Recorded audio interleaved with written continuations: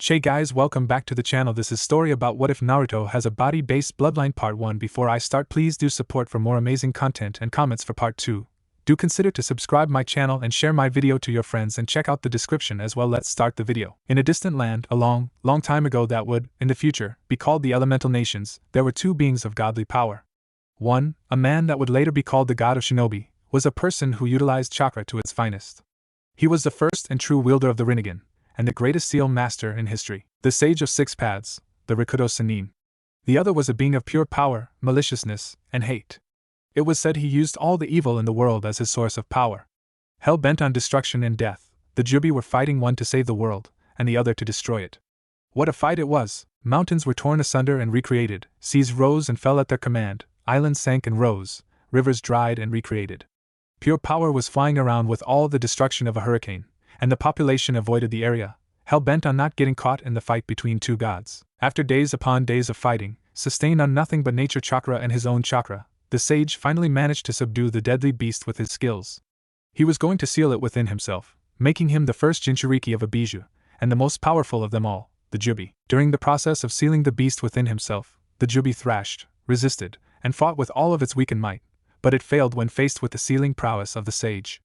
Within its death throes, the jubi screamed, with all its hate and rage, "Curse you, Rikudo! Curse you and all your descendants! May they all know rage, anger and fury! May they know vengeance! They shall never know peace, not while they still live! And when I came back, I will crush them and feast upon their souls!" The jubi screamed out in rage towards the sage. "Such a thing will not happen, jubi. I will seal you within myself and seal your body in an unreachable place, forever stuck in limbo," the sage said while continuing the sealing calmly. "Curse you! You will not be able to hold my power for long, mortal. A human you are, and all humans shall die. And I shall be free. It's true that I will die. That is an undeniable fact. But I will do everything I can to make sure you will no longer be able to harm the world. No more, curse you. Curse while you." And thus the jubi's power was sealed within the sage himself, and the body within the moon. He fainted right after the sealing, and was in a coma for an entire week due to the sheer strength and willpower needed to seal the jubi. In the years that followed, the sage traveled the world, spreading his teachings on the use of chakra and showing his jutsus to the people. People were so amazed of his power they considered him a god, which the sage denied with all his heart. But alas, the power of the jubi was too powerful to be contained.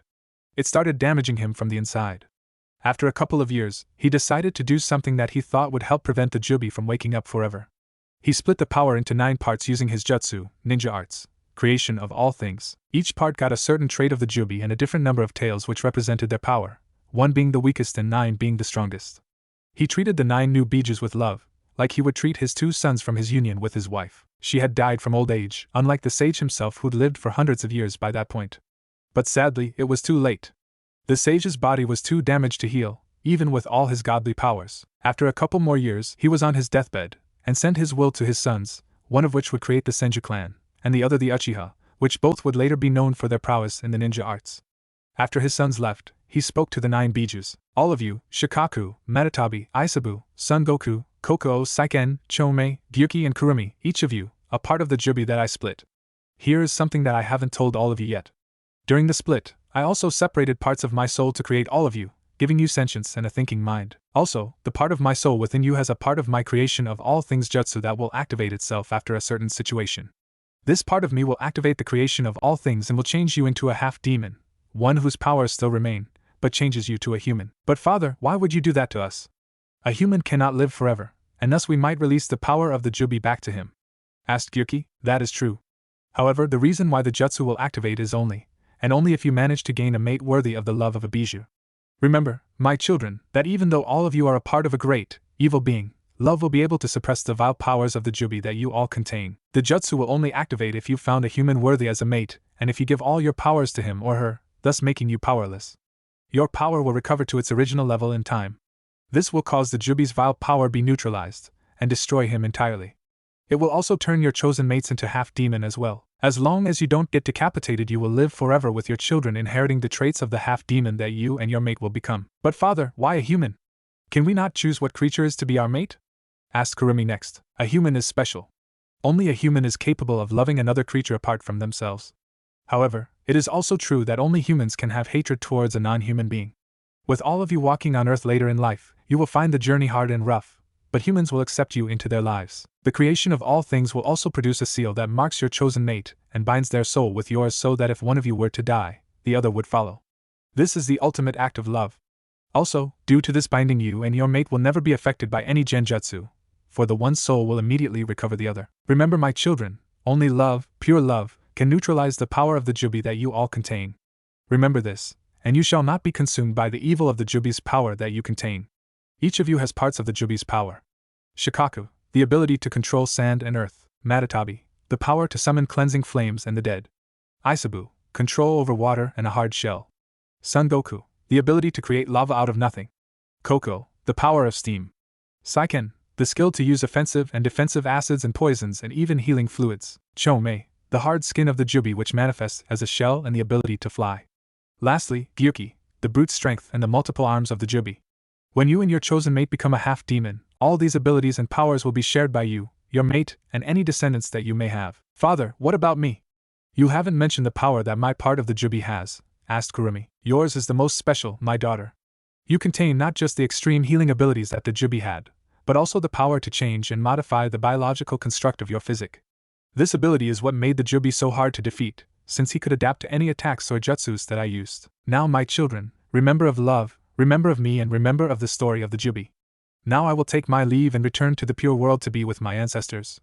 Goodbye, and always remember that I loved all of you. Father? Father? Don't leave yet. Fathy ear! Screamed Shikaku while shaking the lifeless body of the sage. The other Bija looked downwards, tears in their eyes, and thus ended the life of the savior of the world, the sage of the six paths. Afterwards, the descendants of the sage traveled the world, spreading his teachings and the Bijus as well. Each of them went their separate paths, never to meet again for hundreds of years. When the shinobi rose, hundreds of years passed, and the teachings of the sage were long since forgotten with the rise of the people called shinobi. Instead of using the sage's teachings for peace, they used them to wage war, kill, mutilate, and destroy each other. Also during this time the Bijus became corrupt by the very power they were to hold back. Constantly under attack by humans, they were unable to tell whether the ones they met were good or evil. They began to rage and destroy everything, giving birth to the legends of their evil. All, that is, except for Kurumi. She managed to retain her sanity and remember the teachings of her father, hiding herself in the mountains which would later be called the Land of Iron. After years upon years of non-stop war, a group of shinobi decided to create peace within their own ranks by creating the ninja villages. Groups of shinobi could work together in harmony, though they still waged wars among the villages. A ninja, known as Senju Hashirama, descendant of the second child of the sage, decided to make peace with Uchiha Madara, descendant of the first child. They decided to unite their clans under the banner of Konoha no Sato. Due to Senju Hashirama being chosen as the Shodaime Hokage, however, Madara became angry as he thought he would be pushed aside and have to take orders from the Senju. But after proposing the idea of a coup within his clan, he was banished as the clan members thought he was too power-hungry for his own good. They were tired of fighting and wanted to make peace with the Senjus instead of fighting them evermore. Enraged, Madara decided to take things into his own hands. He would annihilate the Senjus from the earth and take the title of Hokage for himself.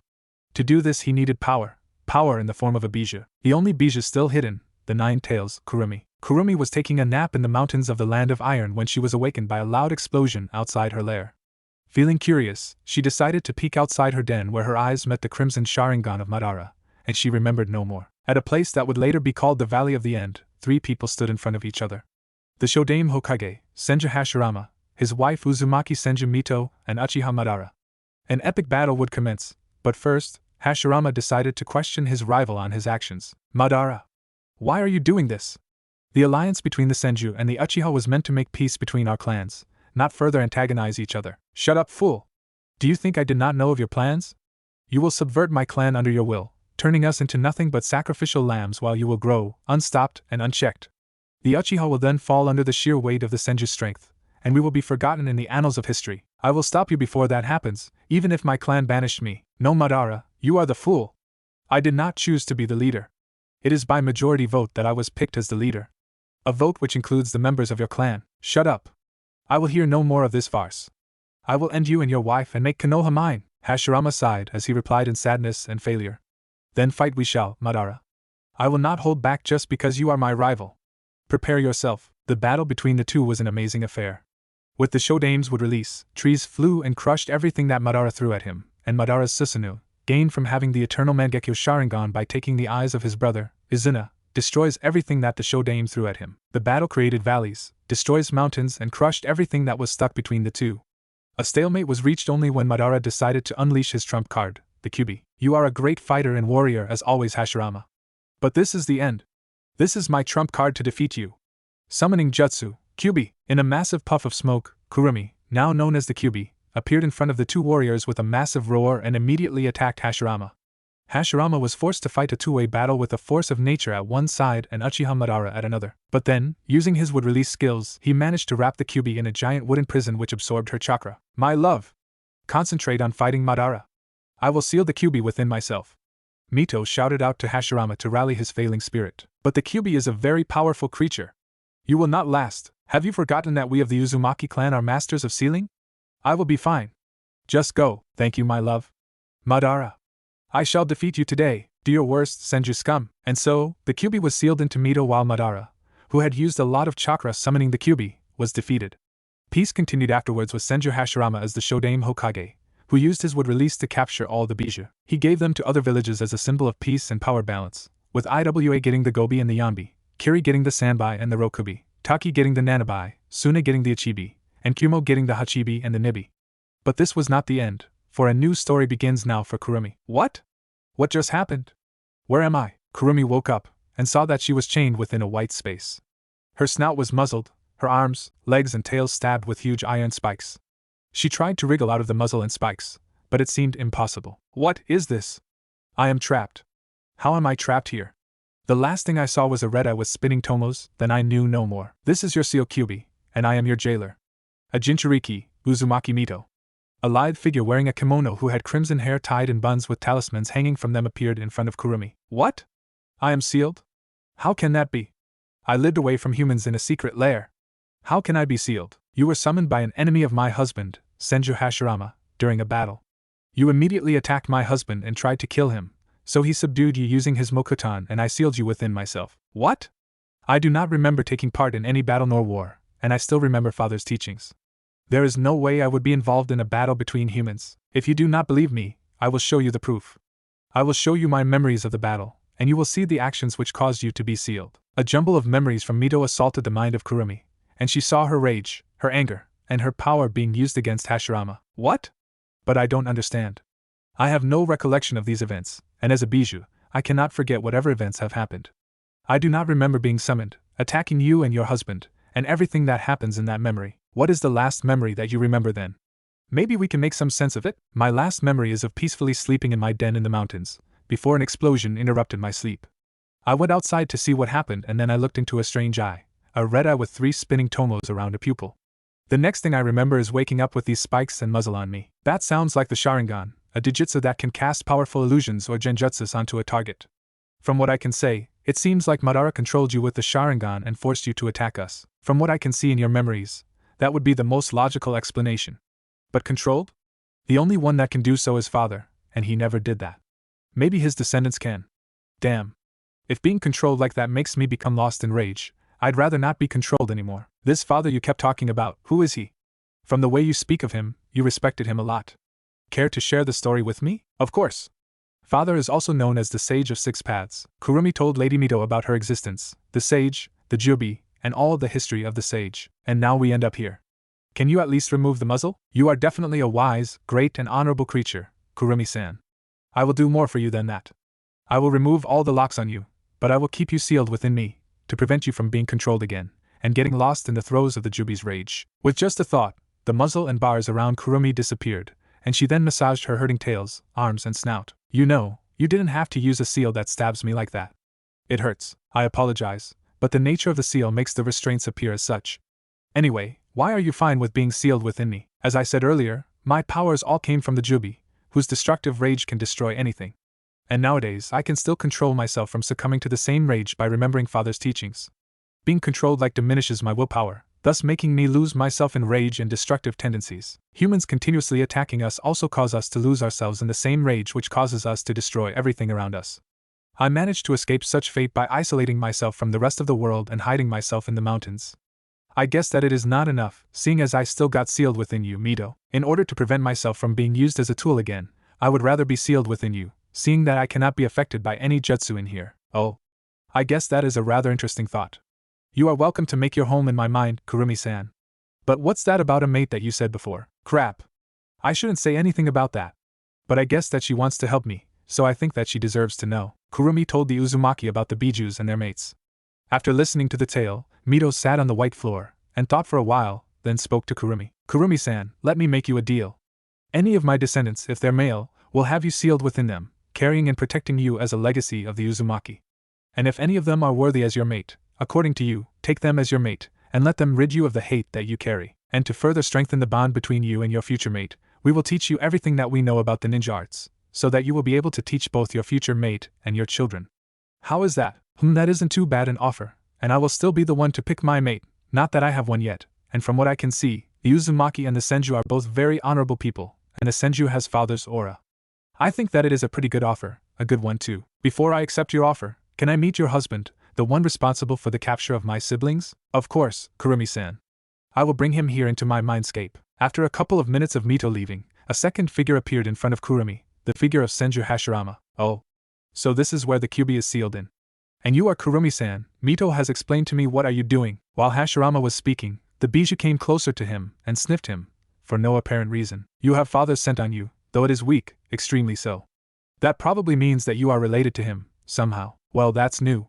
So, as I said earlier, Mito has explained to me about you and the bijus, and we are honored to be the family that will help you rid yourself of the taint of the jubi. And an Uzumaki will never go back on their word. We will also keep this a secret among us, to prevent others from abusing the notion of said power. Since you are related to father, I feel that you can be trusted. Very well, this is an offer that I will accept. Thus began the life of Mito and Hashirama, together with the bijus sealed within Mito, who was taught in all that they knew about the ninja arts. Due to a biju's photographic memory, even though she herself couldn't use it, she remembered the teachings of Mito and Hashirama, merging them with the sage's teachings. After a few years, Mito gave birth to a girl, which would later give birth to another who would be known in the future as Senju Tsunade of the Sannin. After the birth of her daughter, the First Shinobi World War started, and Hashirama, even with all his skill as a ninja, died in front of a massive army. The mantle of Hokage was taken up by his brother, Senju Tobirama as the Naidame Hokage, and Sarutobi Hiruzen as the Sandame after Tobirama's death.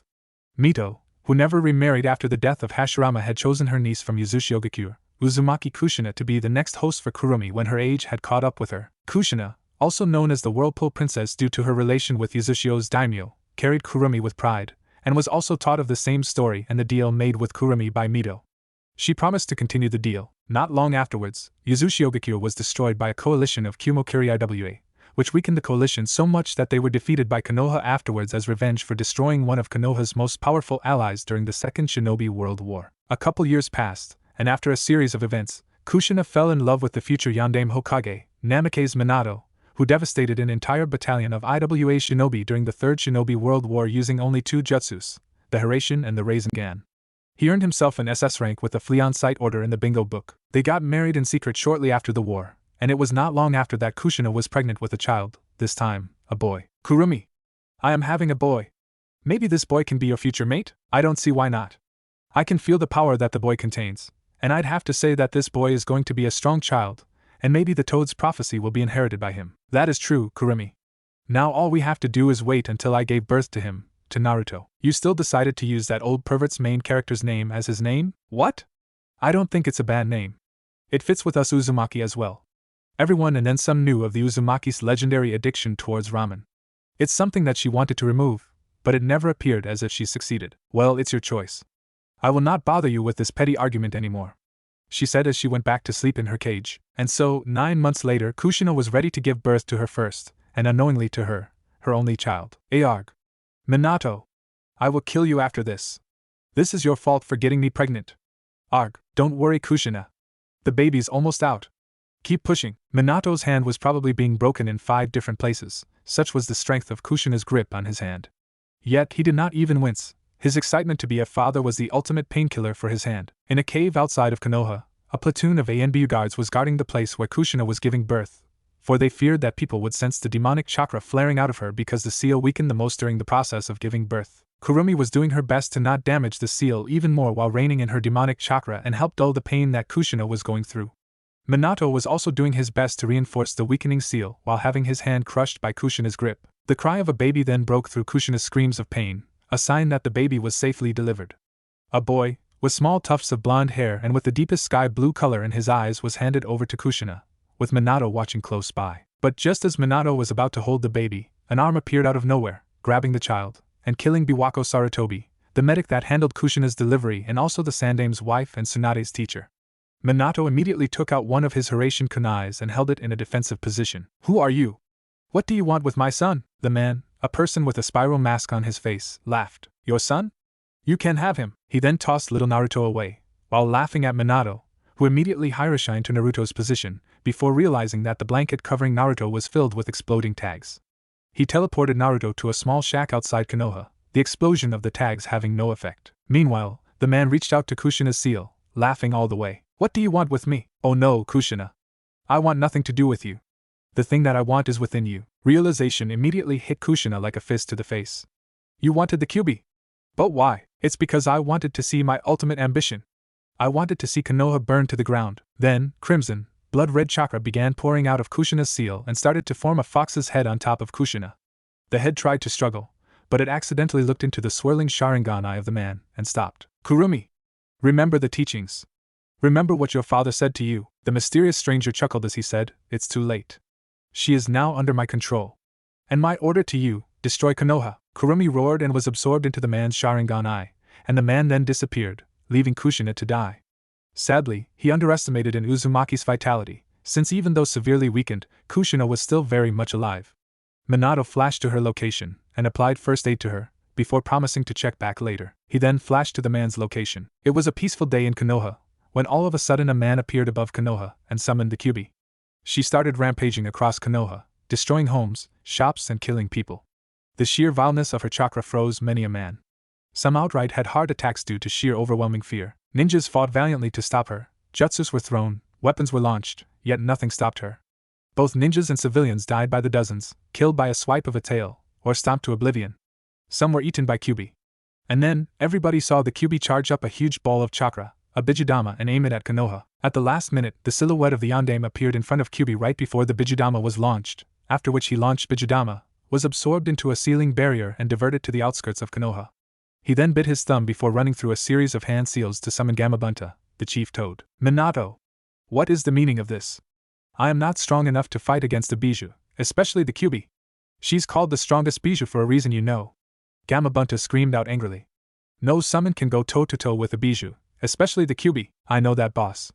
I just wanted you to stall her for a couple of minutes while I deal with the person who summoned her here and to prepare a method to seal her into Naruto." Minato countered back. "I cannot buy you too much time. She is too powerful even for me." "Don't worry, Bunta. Just do your best." Gamabunta then drew his tanto out of its sheath and started to hop closer to the Kyuubi, preparing to subdue her.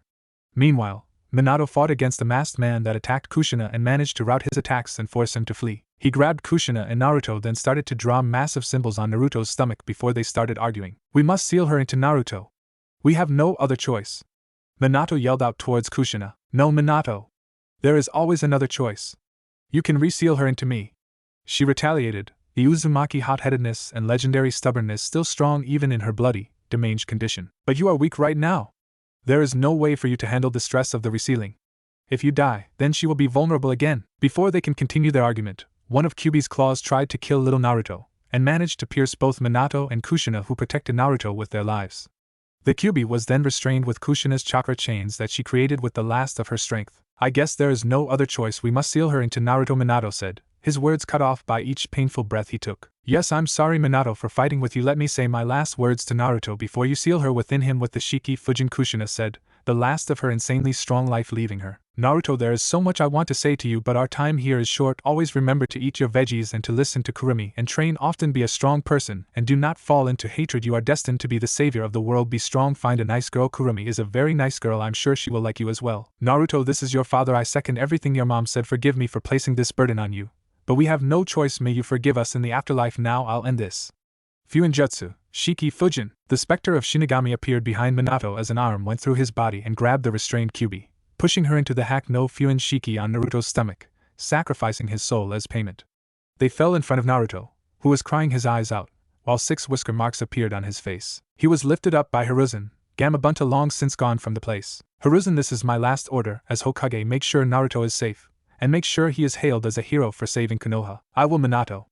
I will." And thus ended the life of two of Konoha's greatest heroes, Namake's Minato and his wife, Uzumaki Kushina, though this is only the beginning. In a very peaceful morning in Konoha, a blond boy with sky-blue eyes, 6 whisker marks on his cheeks, wearing an orange shirt with the Uzumaki spiral at the back and a pair of black short pants, is walking at a street towards a training area.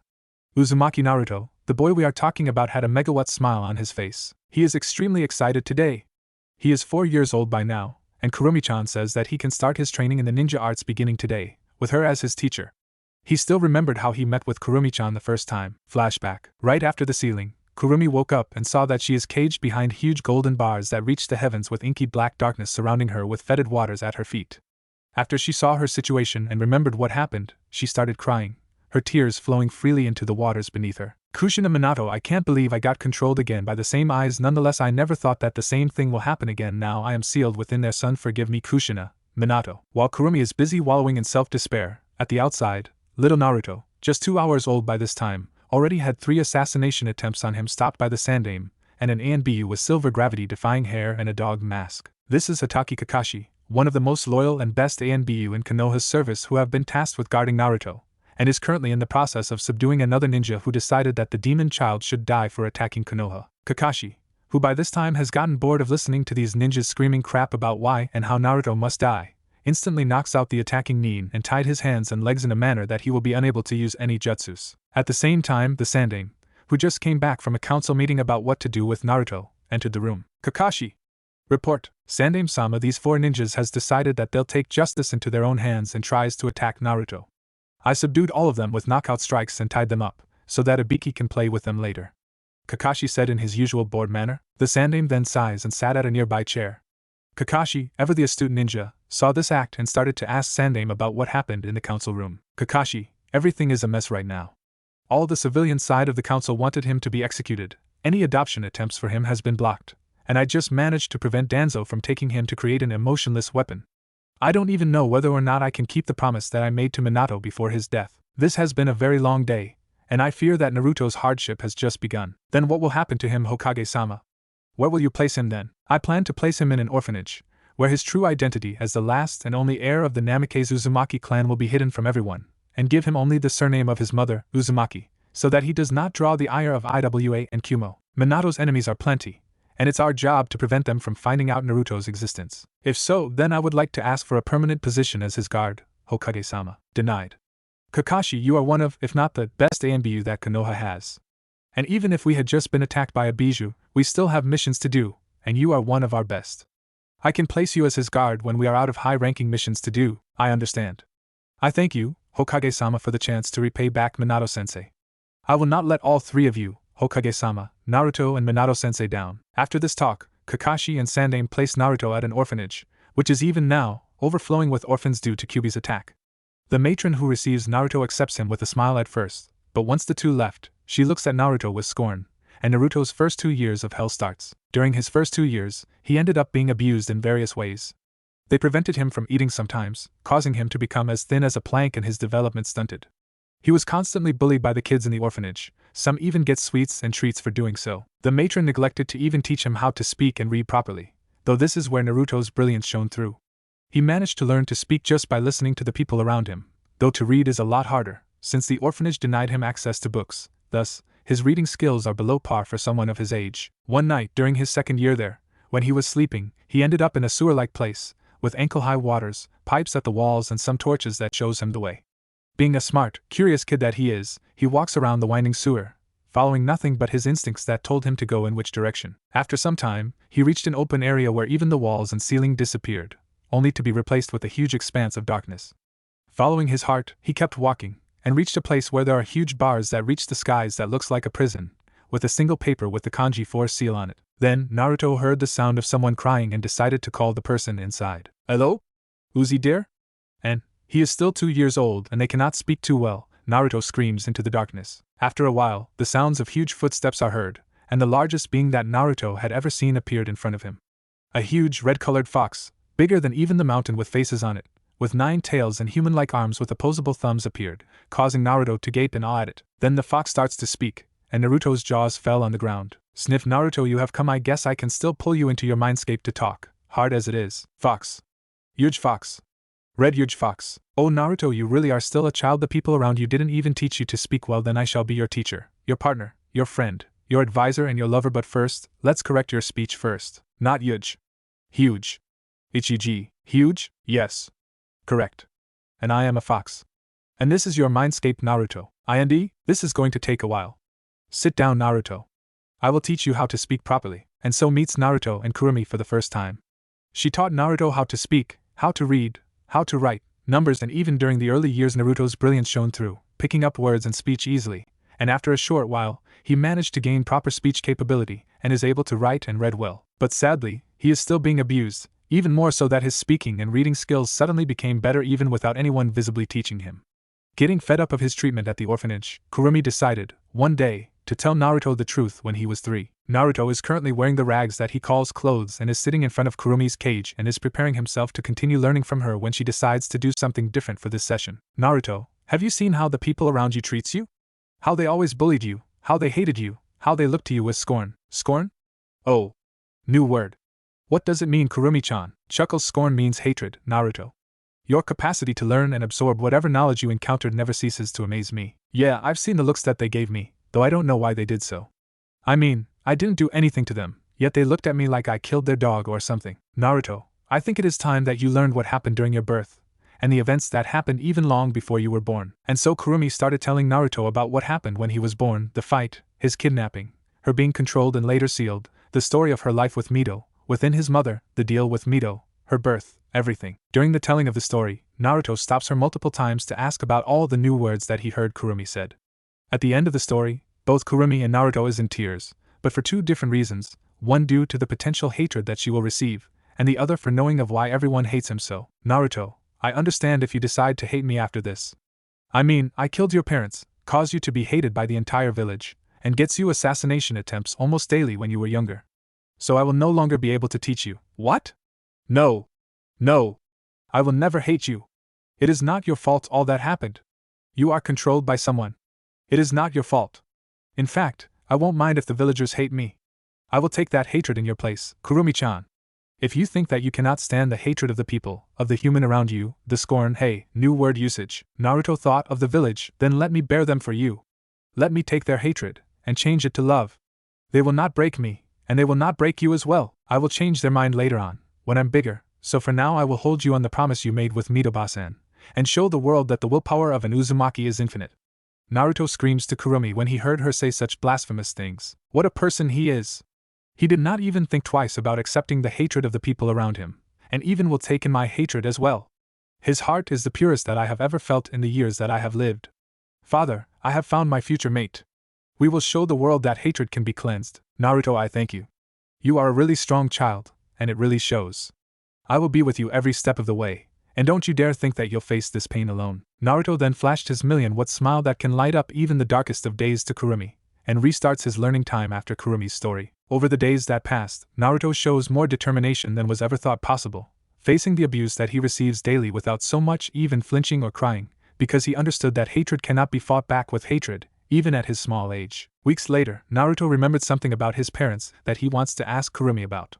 Nowadays, he can enter his mindscape at will, not requiring Kurumi to pull him inside. He walks back to the cage that contains Kurumi and decided to ask her the question that will change his life. Kurumi-chan, you said that my parents are ninjas, right? Can you teach me the ways of the ninja? Naruto, I will be glad to do so. But right now, you are too small. Naruto pouts at hearing this. His height is a sensitive matter for him, and your body is not developed enough to learn all the things that I have to teach you. We can start your ninja training when you've reached 4 years old. For now, I will teach you sealing theory first, so that you can start using seals when you have unlocked your chakra later. Now you must remember, sealing is a mostly lost art, and is very complicated. And so Kurumi starts Naruto's lessons on sealing theories, teaching him of the subtle arts of sealing. As one with Uzumaki blood, Naruto learns seals extremely fast, even surprising Kurumi herself with the speed at which he learns seals. Flashback ends. Naruto is going along the street in the morning of his birthday towards a training ground after slipping away from the orphanage when some of the villagers saw him. Hey look! It's the demon brat. Yeah. What is he doing here? The Hokage must have been crazy to leave him alive. Hey, I have an idea. What about we? The 3 villagers started whispering among themselves before going their separate ways.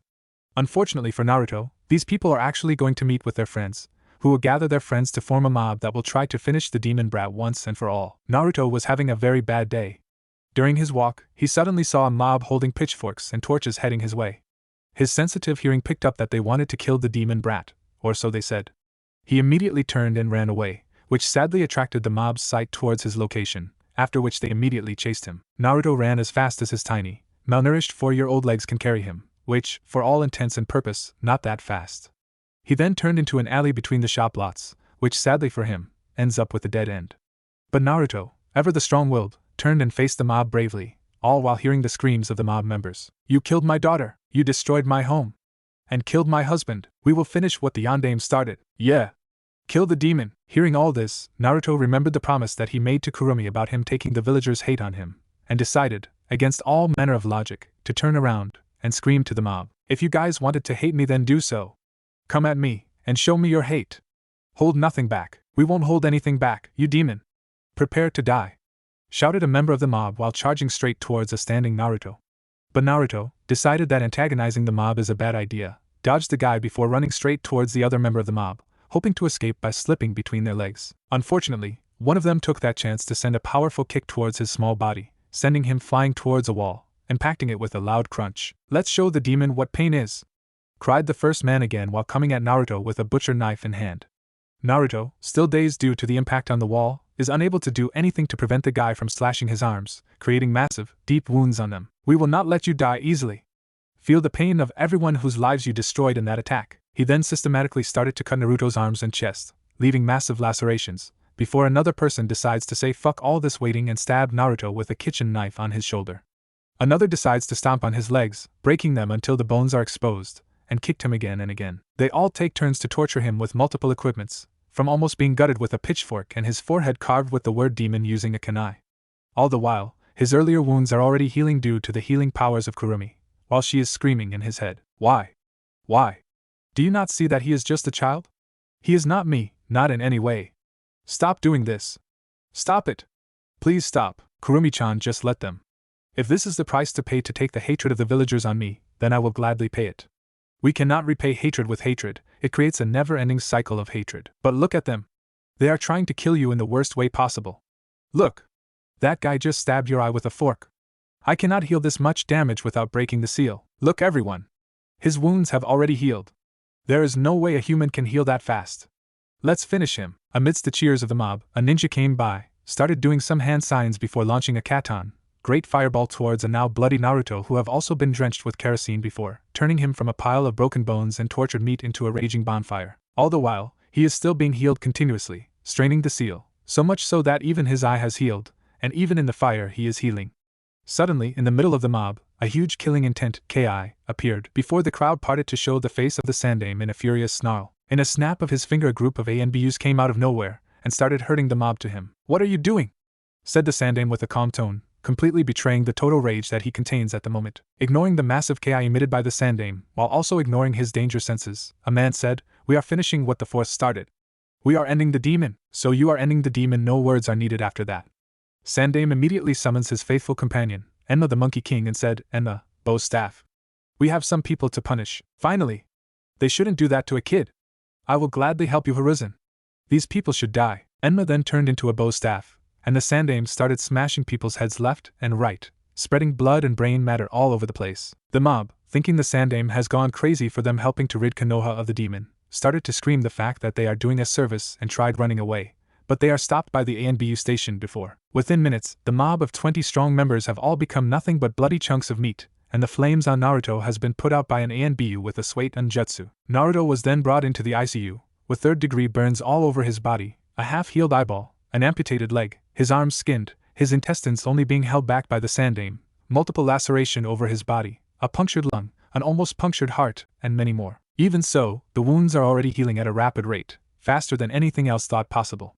After a long 9-hour operation, in which Naruto ended up wrapped in bandages through his whole body and even the forcefully amputated leg managed to be reattached, Naruto ended up in a coma, both outside and inside his mind for 3 days. He wakes up first in his mindscape, and came face to face with an extremely angry and pissed off Kurumi. "What the fuck are you thinking? Do you know how hard it is to heal all that injury? Do you have any idea what did you just do? Do you know how sad will it be for me if you died? Do you? Do, and then she started crying. Naruto, ever the good guy, went inside her cage and hugged her hands with his tiny body. I know. But I must do that. The only way for the people to not target other people as a place to release their anger is by sacrificing myself as a place for them to release their anger. I'm sorry for worrying you, but I know that you'll help me survive that.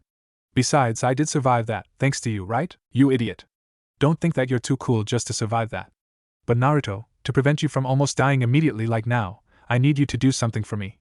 Rip off a part of the seal, about half, so that next time, I can channel more power into you to heal you better. Naruto then proceeds to do just that, tearing off half the seal, before saying goodbye to Kurumi and waking up in the real world, where he immediately faces the worried face of the Sandame. Naruto! You're awake! How are you, my boy? Hey there, G-san. I'm fine, Kurumi helped heal me, and I feel better now. Good. The doctors actually expected you to die due to your wounds. If not for Kurumi healing you, you really would die. Yes, the Sandame knew of Kurumi. Kushina had invited him and Minato together to meet her within her mindscape, which makes her attack even more of a shocker for him, since he knew that she is a wise, old being. I really need to thank her then. Hey G-san, Kurumi wanted me to say to you that she plans to train me in the ninja arts starting from the day I can exit the hospital. Is there any training ground that is secretive enough for me to use? She also says that she is planning to give me a bloodline limit using her chakra, so the training ground also needs to have lots of chakra suppression seals. Also, she is planning to have me leave the village for a couple of years to train myself, both in body and in mind. But the initial training is done in the village, not outside. That is a very tall order, but I suppose that you can use the Hokage's private training grounds. It's the only training ground that can fit all that criteria. The doctors say that you will probably be able to leave in about 2 days, so I will meet you again at that time, and escort you to the training ground. Is that okay with you? Kurumi says that that is okay, and she says that you might want to be there as well during the process. A new blood limit is going to appear in the village, and you might want to see it. Then I will try to clear my schedule up to be with you at that time. Good day, Naruto, and hopefully you can recover quickly from all your injuries. I have punished all those involved in the mob at that day, and may that be a lesson for all of them, so that they will not do it again. Thanks, G-san, though the punishing part is unnecessary, but I leave that up to you. Good day to you as well, G-san. Naruto's recovery went well, and after 2 days, he is cleared of the hospital and is being escorted by the Hokage to the Hokage's private training grounds. So, Kurumi-chan, can you explain to me about the new bloodline that you'll give me? Of course, Naruto.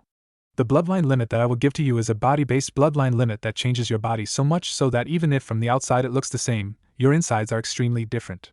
This bloodline limit gives you new internal organs that can push your body further than any other person. It will also not look too creepy like this some blood limit that causes you to have 6 arms or 2 heads, somewhere in Otogekure. 3 ninjas sneezed at once. Oh, that sounds really creepy. Once again, the same 3 ninjas sneezed at once. Can you explain to me about the organs that I'll gain? Of course. The first organ that you'll gain is a secondary heart, giving you 2 hearts. Each can take over the entire body's blood flow if one fails, and when both is functioning, it provides you with a massive increase in blood flow, giving you more oxygen and can prevent you from being tired. The second organ is the osmodula, an organ that can strengthen, accelerates and enlarges skeletal system growth by being able to force the body to use multitudes of minerals like iron, titanium, and others to strengthen your bones, enlarging them and making them denser to the point of being almost unbreakable. You will also be much taller than other people at your maximum growth, at somewhere around 2 meters tall, maybe more. It will also change your rib cage, turning it into a mass of interlocking bone plates without gaps instead of a regular gaping rib cage. The third is the biscopia, an organ that can increase musculature growth and makes your muscles not just stronger, but denser, so much so that a regular hit from you will feel like an impact from a Doton jutsu. This organ will also help in your growth and healing as well. It will also thicken your skin, up to a point where regular thrown weapons will be unable to pierce your skin. The increased, denser muscles also give you a higher speed than is normally possible, even with chakra-enhanced muscles. The fourth is the hemostamen, an organ that will change your blood's composition, increasing its capability to carry oxygen and nutrients to all parts of the body, thus further improving your stamina and healing, and also your growth due to better nutrient-carrying capability. The fifth is the Laramens organ, which produces special cells called Laramens cells which can seal wounds nearly instantaneously, which when combined with your natural Uzumaki healing and vitality, allows you to even regrow entire organs and limbs lost, even during the heat of battle, enabling you to fight non-stop, somewhat like a battle continuation skill. The sixth organ is the catalepsia node, which enables you to be able to continue for days upon days without sleep, and needing only minimal sleep if any, by shutting down parts of your brain temporarily when it isn't used. The seventh organ is the preumner, a secondary stomach that can neutralize any and all biochemical contaminants and any poisons that you ingest, and even enables your body to create the poisons that you ate or encountered. The eighth is the amophagia, an organ that allows you to absorb information from enemy brains that you eat, allowing you to gain their memories and skills. Though brain eating may sound disgusting, Sometimes it is the easiest way to gain more knowledge and information from an enemy, and they can even be digested by the preamner as well. The ninth organ is the multilung, which adds a third, special lung that at normal condition will improve the oxygen absorption rate of the body, but will close off the two regular lungs and only uses the multilung in conditions where oxygen is rare, like underwater. Basically, you can breathe in water, or in toxic environments, where the multilung will also filter out the poison or toxic contaminant, and only absorbs oxygen and releasing carbon dioxide to maintain normal breathing. The 10th organ is the oculobe, which will improve your eyesight so much so that not just you can see much further than a normal human, you can also see during the darkest of nights like it's in daylight, which when combined with the catalepsian node, allows you to fight perfectly in any condition, ignoring lighting and the need to sleep. Also, it gives you special visual mode, chakra sight, where you can see the flow of chakra like the Sharingan, and infrared sight where it allows you to see the heat of something, allowing you to see a target even in total, absolute darkness. They are interchangeable. Just think about it, and your eyes will change visual mode accordingly instantly. The 11th organ is the liman's ear, a complete ear replacement that completely removes the effects of nausea, dizziness and vertigo due to motions and prevents a loss of balance in any condition, preventing enemies from destabilizing your base. It also gives a higher and much better listening capability that after some training, you can filter out all other noise and listen to only the sound of your target, among others. The 12th organ is the olytic kidney, a kidney that works in conjunction with the preamner and the multilung to remove, purify and categorize any poisons, toxins and bacteria that enters your body, and sends them to the Becher's gland to be recreated for the body. The 13th organ is the neuroglottis, an organ that allows you to biochemically assess a wide variety of things by taste and or smell, checking for toxicity and nutritional content to determine whether or not the substance is edible. It also allows you to track a target just by using taste and or smell alone. The 14th organ is the mucrinid, a type of sweat glands that coats your body with a certain waxy substance that allows your body to operate at conditions where most other people would consider deadly, protecting you from extreme heat, extreme cold, and even vacuum environments. It can even cancel out the effects of some low to mid-level jutsus. The 15th organ is called the Becher's gland, which is actually two separate glands, one in the mouth and the saliva glands and one within your body, which produces a mixture of poisons that you have eaten, inhaled, injected or whatever, and causes your blood to become poisonous while your saliva to be both acidic and poisonous, giving you weapons when you have none and allows your own body to gain a last-ditch victory against an enemy via your blood. The acidic saliva also allows you to digest stuff that most consider inedible like concrete and metal, and the acidic saliva appears only when consciously triggered, to prevent tragedies during certain intimate events. Kurumi is blushing at this point, though Naruto, with his usual thick-headedness, did not see anything wrong about this. The 16th organ is called the linker core, and will be a second chakra core for your body, in that it regulates, controls and manages the production, suppression, and usage of your chakra and yuki in the future towards the surroundings and everything around you, in that it will work together with the progenitor glands to properly release only the required amounts of chakra for a jutsu, giving you perfect chakra control at any moment, though you can still overcharge a jutsu manually by forcing the linker core to pour more chakra into a jutsu, and automatically when the jutsu used is the one you just learned.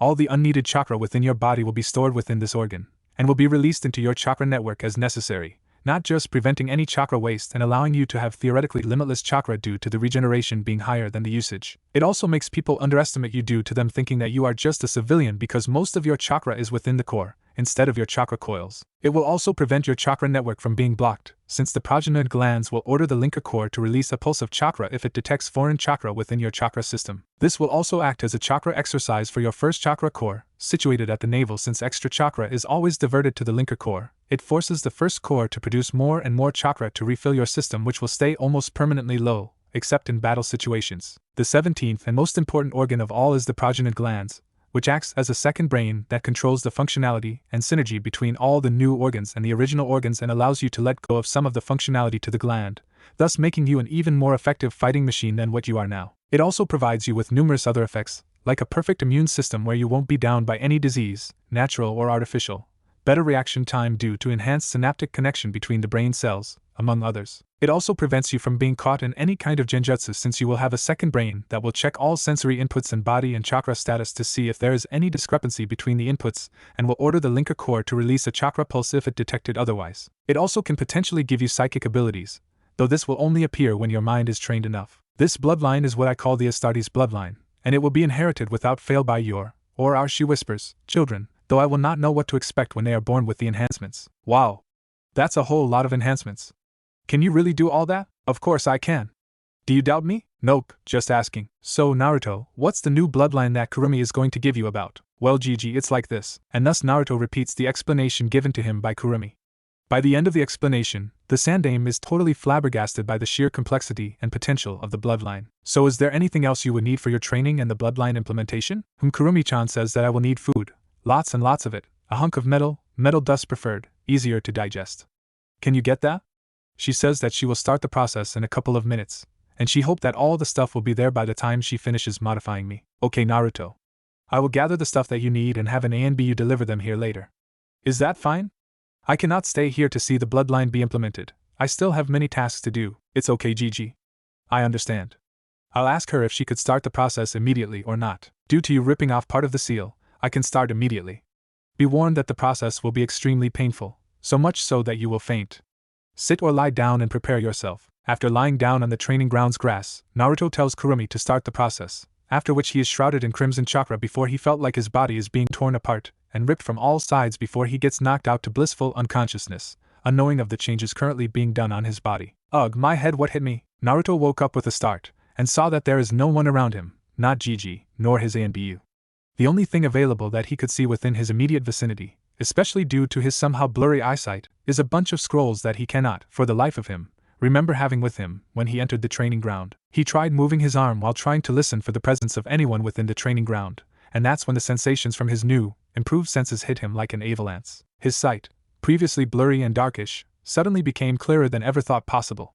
He saw that the moon is concealed by dark rain clouds and that there is almost absolutely no light, yet he can see everything around him like it's daylight. The movement of grasses due to the wind, the leaves of the tree, even the veins of the leaves. He can even see that tiny tick trying to burrow through the tree's trunk, even the lines of seals on the ground, and immediately remembered the pattern.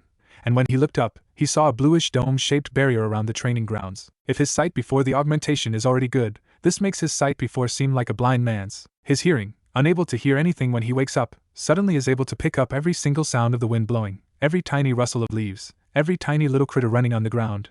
He can even hear that mouse digging a hole to run away from a nearby forest cat, which he can hear its breathing, ready to pounce towards the rat. A series of actions that he sees when he turns his extreme sight to. He heard the rustle of branches, the flow of the wind whooshing as the cat lunged to the rat, and heard their scuffle. His sense of smell, already stronger than usual before, can suddenly smell the ground due to the cat, the smell of the rat's blood, the scent that marks this place as the cat's territory, the smell of iron. From the scrolls, he realized, the smell of paper and ink, also from the scrolls, the sense of nature around him. All these new levels of sensory input, combined with the fact that other than his head, he cannot move any other part of his body as of yet, causes our hero to black out once again, and wakes up again in about an hour, with both his brain and the progenoid glands functioning at full capacity to control the sensory inputs, his Laraman's organ and natural Uzumaki vitality already working to heal and better assimilate all the new functions of his body. A couple of seconds later, the healing has completed and he wakes up with a groan. Wow, that felt like I had lava pumped into my insides. Through every hole that I have. Damn, that hurts. But damn if the results isn't great. I can see like it's daytime. The smells, these are great. Also my ears, these are just, I have no idea what to say. Kurumi-chan, these are awesome, said Naruto loudly, before his stomach grumbled so loudly, he fell on the ground, hugging his stomach. But why am I so hungry? I feel like I can eat this entire forest and come back for more. That's because you probably can. Due to your new body and organs, you can literally eat anything you want, without getting sick and still retain their nutrients and benefits. Also, the changes to your body use a lot of energy, and I am forced to cannibalize resources from other body parts just to create the new organs. That growling is most probably due to your progenoid glands forcing you to eat more to replace the lost nutrients, and to create new muscles and bones for your body. That is cool and all, but what am I supposed to eat? The trees around us? Not that you can't, you definitely can eat them if you'd like. But there are those sealing scrolls that the old man left for us, right? Better unseal the stuff inside and see what he left for you. Also, due to me forcing my chakra all around you, you have your chakra unlocked, and your linker core is now functioning at full capacity. Hearing that suggestion, Naruto immediately woke up and reached for the scroll closest to him, and opened it, revealing a series of weird squiggles on it which represents the simplest seals to learn, storage seals. Unsealing whatever is inside, a huge pile of iron dust appeared, probably taken from smiths in the village, and fell to the ground. What the fuck? Why did Gigi give me a pile of iron dust? Do I really need to eat this stuff? Yes, you do. The osmodula will rebuild your skeletal system using tougher materials, and for that, you need to eat a lot of other weird, usually inedible materials like iron, rocks, trees and other bones, especially from other species. They may taste like crap, but they are undeniably digestible thanks to the acidic nature of your saliva due to your Becher's gland. So say your prayers and start eating. Kurumi shouted. Okay, Okay, having said his piece and made peace with the fact that he will need to eat weird stuff for the rest of his not considerable lifetime, he sat on the ground, took a deep breath and a handful of iron dust and started eating them. Yuck! This stuff tastes like steel. They even have that weird oily taste. They are extremely weird. And smells like floorboards. Ugh! But I can even feel my spit melting them in my mouth. That feels weird, by the way. You'll get used to it later on. Your preamner will help digest it further, then your stomach will absorb them, and the hemostamine will use it to create a new skeletal system for you, one that is much tougher and is almost unbreakable by anything. So shut up, hold your thoughts and continue eating that iron dust. You'll need to eat all of those and then some, since you'll grow tall, in fact, taller than anyone else that you'll find or will ever meet. So, you'll need all the nutrients that you can have. You'll also need to eat a lot of meat to gain proteins for the Biscopia to create the muscular mass that you will have. I suggest you eat about 1 to 2 kilograms of meat a day for optimal muscle development. Naruto, grumbling and complaining, still managed to finish eating the pile of iron dust and started unsealing the second scroll, which contains meat, raw, and freshly slain, looking at the blood that was still red in the meat, probably due to the stasis nature of a sealing scroll. Looking at this, Naruto starts to question the mind of the Sandaime. Look, I know that Gigi is old and all, but I doubt that he's that bad that he remembers that I am just a kid, and can't eat uncooked meat. While Naruto is ranting his ass out due to the Sandaime, Kurumi decided to butt in before his ranting starts to get weirder. Naruto, I know that you are thinking that you cannot eat raw meat. This is not true actually. Thanks to your new organs, you can eat raw meat of any kind without any consequence. In fact, starting today, it is better for you to start getting used to eating food raw, since you can gain muscle memories due to your omophagia by eating an enemy's body parts, or their knowledge and memories by eating their brains. So, learn to eat raw, and eat that meat now. Grumbling again, Naruto then starts eating the meat provided by the Sandaime.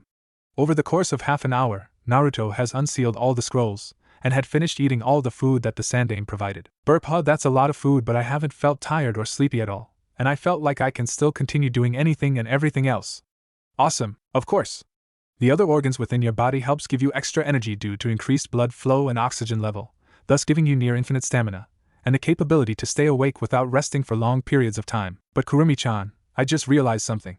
Even though I said that I will bring peace and remove everyone's hatred, why do I need this body? This body of steel? Naruto, you are still young, and thus you did not see the dark side of the world. In order to bring peace to the world, you need to be strong, stronger than anyone and anything, and probably strong enough to take on the gods themselves and win. Because to gain peace, you must end wars. And to end war, you need to enter wars, and you cannot survive in wars unless you are strong. So be strong, stronger than ever, for the path to peace is littered with the bodies of warmongers. Naruto, feeling grimmer, and getting a feeling to lighten up the mood, just nodded and asked Kurumi, so what should I do now? Since I am unable to sleep, just standing around doing nothing would not be a good idea. Heck, just thinking of sitting down for hours upon hours makes me feel bad. What about if you try to hunt? Or at the very least, just go ahead and chase an animal or two in the grounds. By doing so, you can get used to your senses' new levels, and will have no problem utilizing them to its maximum later when necessary. You will also need to eat them, most preferably raw, so that you won't freak out when you need to jump towards a human target and eat his brain to get some information quick enough. Here, Naruto pales, and almost started dry heaving. I have taught you the ways of stealth, and to hunt your prey well, you must be able to utilize them to its maximum. Now off with you, while I think of what else can be done to help you with your new body. Naruto nodded, and took off into the nearby woods and the training grounds to hunt for small critters that he managed to see with his new eyesight. He also realizes that he is able to see chakra within a living thing, and a certain yellowish haze that surrounds everything that he can see. Chakra within a rabbit that he was tracking glowed blue, though the glow within the rabbit is weak, probably due to the extremely small amount of chakra that it has. Using the stealth knowledge that he was taught by Kurumi, he sneaks around the woods, tracking his prey through his chakra-seeing eyes. Meanwhile, Kurumi is busy thinking about what to teach Naruto, and how to enable him to utilize his new bloodline to its limits. Damn it, I know I did something wrong. I should have thought about how to train him first before giving him the bloodline. Oh well. No better time than now. Well, first he needs to learn to use his muscles first.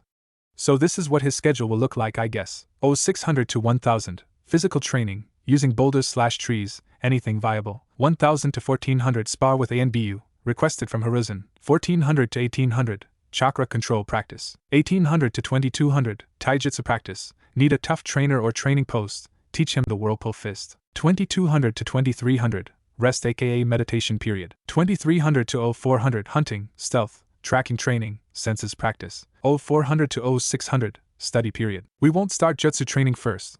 Only when we have left the village will we be able to start full jutsu and elemental training.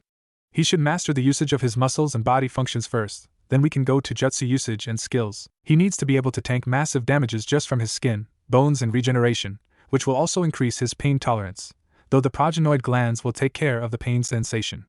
He seems to have gotten used to his new senses, though the capability to see chakra is something totally unexpected. Oh well, that's good, that he can see chakra. People cannot hide from him at all, either stealth assassins or chakra using illusions, not that he can be hit by illusions anyway. So better let him get started tonight before next morning. Naruto, I think you can go ahead, catch that rabbit, eat him and we can begin your physical training. I will also tell you your future schedule, though some of them may only be done after we spoke to Sandaime. With that, Naruto started to lunge towards the unsuspecting rabbit, caught it using his hand before rolling around to bleed off the momentum from the unsuspectingly fast jump, only his Astartes reaction allowing him to still retain the rabbit within his arm and caught the critter in the first place. He then stood there, stupefied, with the critter struggling to get out of his strong grip. Holy fucking shit. Did I really do that? That was way cool, of course. With all the enhancements done to your body, not just that you can do anything and everything faster, stronger and better, your reaction times also drop to an extreme level, where even highly trained ninja cannot follow you. Now, go ahead and eat the rabbit, preferably raw. But how am I going to do that? I have no knife or whatever equipment with me. Size just bite it in the neck. You may get sprayed with blood, in fact, you definitely will, but that is what you need to get used to. I am planning for you to learn to get used with bathing yourself with the blood of your enemies. Remember that to seek peace, you will encounter many enemies that seek to make war as their way to gain. These people will later be your target. You need to get used to both killing and getting sprayed with blood fast. Now go ahead and eat that rabbit, while I explain what your schedule is for the whole day. Feeling squeamish but still deciding to follow what his Kurumi-chan said, he immediately bit into the neck of the rabbit, earning frightened shrieks and a shower of rabbit arterial blood before the rabbit quiets down, and Naruto, managing to hold his bile down, immediately bit into the flesh of the rabbit, breaking through both bone and flesh with ease using his Astartes strength-enhanced jaw, all while listening to Kurumi explain to him about his schedule later. A couple of minutes later, he finished eating the rabbit, with his mouth, face, body and arms covered with rabbit's blood like a blood-drinking vampire, all the while being extremely excited to start his training. So, Kurumi-chan, what shall I do first? First you will start with a run.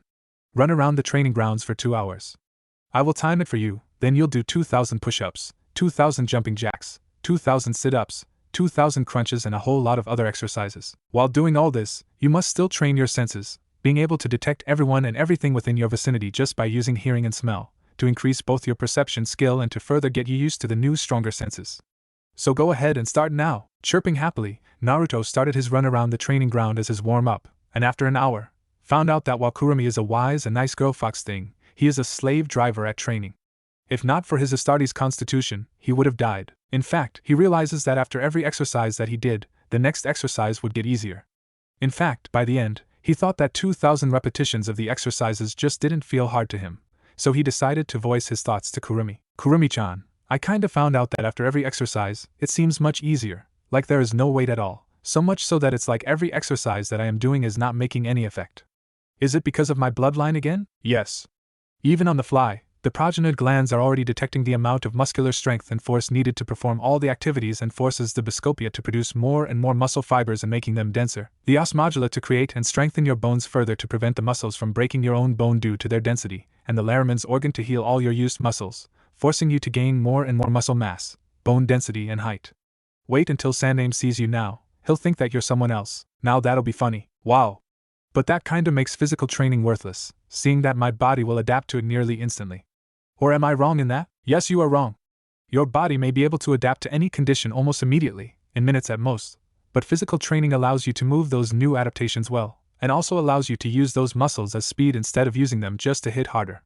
So no matter how, speed training, at the very least, is important, extremely so. Now, since your body has adapted to the exercises, go and run around the grounds as fast as you can, and don't stop until the Hokage came by, and with a cheerful okay from Naruto, he started running around the training ground. And 2 hours later, when he is well into his 60th round at full speed, the Sandaime came by, and almost struck at the stranger running around the training ground. Only, at closer look, the one he thought was a stranger is actually a Naruto who, overnight, had grown from a 2 feet 3 inches scrawny 4-year-old into a 3 feet 1 inch kid who somehow seems to have more muscles on his body than Mito Guy, Konoha's taijutsu expert, and is ripped by the looks of it. His original clothes that he gave him, which is actually clothing meant for older children, is suddenly much more filled than he can ever thought possible within just one night. His pipe almost fell, when Naruto, who had detected the Sandaime through the smell of tobacco from his pipe, stopped running in his circuit and ran towards the Hokage, who is still trying to process the extremely rapid growth that Naruto went through in just a night. I guess the bloodline that Kurumi gave him is really, really powerful. So how are you this beautiful Naruto? You seem to have grown rapidly, and from the looks of it, you are still not tired yet from that run just now. Yup. Kurumi-chan says that the growth is due to the Biscopia and the Osmodula, which changes my height, and I have actually started running right after I ate that rabbit I caught. Let me tell you GG, eating raw rabbit stomach and liver tastes like shit. I have also been doing many exercises that Kurumi-chan told me to. They're good, and I have been running for hours. She says that my muscles are much, much tougher now, thanks as well to the food that you gave. Now the Sandame's jaws fell to the ground. From what he can deduce, he's been running for around 2 hours, does exercises that would knock out if not outright kill most of his jounins, then continued running until he came. And other than the amount of sweat, he doesn't seem winded, not at all. Such stamina, I guess what Kurumi said about near infinite stamina, and can even go without sleeping for days is true after all, Sandame muses. Anyway, GG, you better hear the training schedule that Kurumi-chan created for me. Oh? So let's hear it. So for the next couple of minutes, Naruto filled his GG up on his insane training schedule. Well, insane for everyone else, on what he will need to train his body further, and the current capabilities of his body. Needless to say, Sarutobi went beyond shocked and straight into I am not listening to this shit territory. And I can see the glowing blue stuff in ninjas, and you have, like, a lot, GG. What? Huh. Yeah, of course, I'm the Hokage. The clearing was suddenly hit with a massive wave of silence, with only the wind blowing, and Naruto looks at the Hokage with a look that says you are not listening to any of my shit, and decided to voice his thoughts. You didn't hear anything I said after the early parts, didn't you? What? Of course I did. Clear his throat anyway, so you need an ANBU member here every day to spay with you, to improve both your reflexes and your speed? I think I have just the one for you. Cat to me, Naruto, who fell for the Sandame's skillful art of attention diversion and is currently jumping for joy to see his new sparring, or beating, partner, didn't see the ANBU that shine from somewhere to right beside the Hokage, kneeling. What can I do for you, Hokage-sama? Said the ANBU, codename Cat, an ANBU, wearing a cat mask with long, purple hair, with a sword sheath at her back. A girl, thought Naruto, appeared beside the Hokage, awaiting orders. Cat, this is Uzumaki Naruto. As you have known, and as you may have heard, you will be his sparring partner for 4 hours, non-stop if possible, and will not hold back on him, except on truly deadly hits, decapitation especially. Heart stabs, kidney shots, even dismemberments are fine. But Hokage-sama, he won't be able to be a ninja. Her tirade was cut short by the Sandame, who raised his hand to stop the protests of the ANBU on the violence level that will be unleashed on the kid. Naruto told me before that his enhanced body will probably have no problems fighting, even with lost limbs and damaged organs. The main reason this can even happen is due to his new bloodline's extreme regeneration capabilities. He even said that it can regenerate from attacks that will kill most, if not every people, and he has a number of organs that can replace or take over the function of the main organ if the main organ is damaged. Not just that, he can also heal from near-lethal damages to his internal organs, and has the potential to even reattach dismembered limbs naturally, though this is not confirmed. So, do not be afraid about him, and don't hold back. Show him what level is he expected to achieve in 1 year, though if you were to deal a critical damage, please give him some time to heal it first before continuing the spar. Hi, Hokage-sama.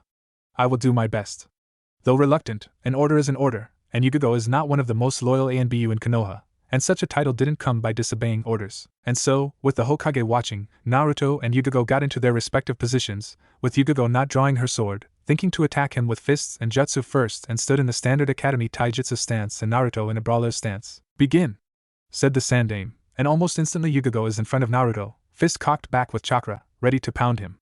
However, Naruto isn't a regular kid, and is able to see how Yugo is charging chakra to her legs with his eyes, and readied himself to take or deflect any attack that she made. When Yugo's fist came within his sight, with speeds that shocked even Sandame, he dodged the fist and sends his own fist, albeit with a shorter range due to him having a 9-year-old's body at best, but still managed to hit Yugo's jounin vest. Feeling the hit, which somehow felt like a punch from Kakashi, she backpedaled, narrowed her eyes behind her mask, and thought, that is powerful.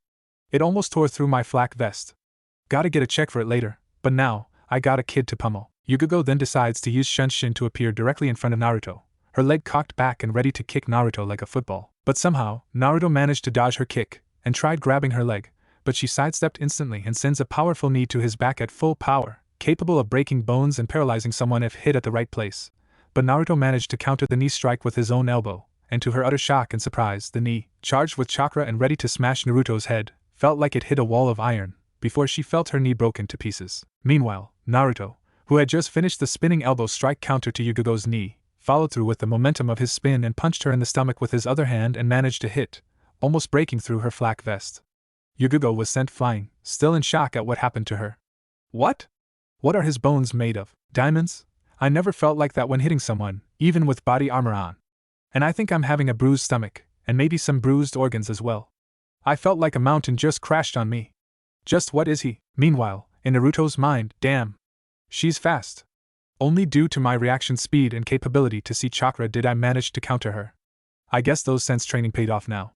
I think I can feel my surroundings without even seeing them. This is awesome. I only managed to get one hit on her, but it's time to take the fight to her. With those words, Naruto immediately charged Yugo, who is still dazed and lying down due to the powerful hit by Naruto and her broken knee, and didn't react in time when Naruto reached her position and lifted his hand to punch her before the Sandaime shouted stop. This spar is over. Naruto, stand down. Yugo, what happened to you? Hokage-sama, I might have broken my knee and had a couple of my organs bruised. I better go and get treatment for these quick. Naruto, you are powerful, extremely so. Please train further, not just to gain more power, but to learn to control those powers as well. Farewell, she says before with the help of Anbu Bor, who appeared beside her in a shunshin, she managed to hobble her way out of the training ground, and to the hospital. At the hospital, the doctor that checks her says to her that her injuries looks like an injury that happens when someone spars with Tsunade's disciple. Her response, it sure felt like it, doc sure did. Meanwhile, back at the training ground, another Anbu, this time Anbu Mantis, is up against Naruto. Once again, both of them stood in their positions, with them standing in their respective stances. Sandaime lifts his hand, shouts begin. And they're off. But this time, Naruto realizes something different about the man. The bluish thingy in his body is much more agitated, with them flowing chaotically. Not thinking anything about this, Naruto tried the same strategy. But to his surprise, instead of entering a taijutsu battle, the Anbu ran through some hand seals and shouted Katan, Grand Fireball. Immediately, a huge ball of flame rushed towards the charging Naruto, who had Kurumi screaming her tails off in his head. Get away from that fireball, you idiot. Regeneration or not, you won't go unscathed through that fireball. But I thought you said that I need to learn to take damage as well as giving them? This looks like a good idea, you fool. Unless if you have a chakra shroud around you, there is no way that that fireball won't harm you. Chakra shroud, wait, I have an idea. Despite all the protests and obscenities that the Bijou screamed towards his mental ear, Naruto gathered his not inconsiderable amounts of chakra, surrounds himself with it, and charged the fireball, hoping for the best. The Sandaime, who thought that the Anbu would just use taijutsu, is also shocked when the fireball came out of the Anbu's mouth, and is even more shocked when Naruto, who previously shows a reaction faster than most jounins, charged straight towards the fireball. In shock, his fingers are already going through the hand seals for a doton, mud wall, when a huge flare of chakra, even bigger than anything he has seen in the past 10 years occurred, with the center being Naruto, before the chakra flare recedes back, and Naruto is engulfed in the fireball. Thoroughly shocked, Hiruzen didn't even react to the shouts of the demon is dead. Coming from Mantis, who is so happy he almost let loose a maniacal laugh, when suddenly, after the fireball dissipates, stood Naruto, with just some burns on his body, though most of his clothes are burned. What? How did you survive that? Mantis screamed, not believing the sight in front of his eyes. Well, even Kurumi-chan said that I won't survive that, at least without some injuries. And she said that only if I had her chakra shroud then I'd survive, so I thought, why not use my chakra? So I gathered my chakra, and compressed them around my skin as some sort of armor. Hey, that'll work. I guess I'll call this Jutsu Chakra armor. Haha, now I just need to try it some more, after Kurumi-chan shuts her mouth from cursing me. You idiot! Using such an untested jutsu in the midst of battle. Especially one just based on a theory. You're lucky it worked, you bloody idiot. You useless pathetic idiot. You unintelligible screaming. But at least, know that I am your idiot, Kurumi-chan. Hearing that, Kurumi immediately stopped screaming, and a blush, if an extremely tall, nine-tailed fox-like chakra being can blush, appeared on her face. Why you idiot, don't say something like that. Naruto just giggled lightly, before realizing that the spar is still on, and the Anbu has appeared in front of him, tanto drawn and ready to stab it at his heart. Shocked, Naruto didn't manage to dodge the hit, and took it full on. The Anbu's victory cry is short-lived, however, when he found out that his sword couldn't penetrate Naruto's ribs. My bones are also enhanced, you know.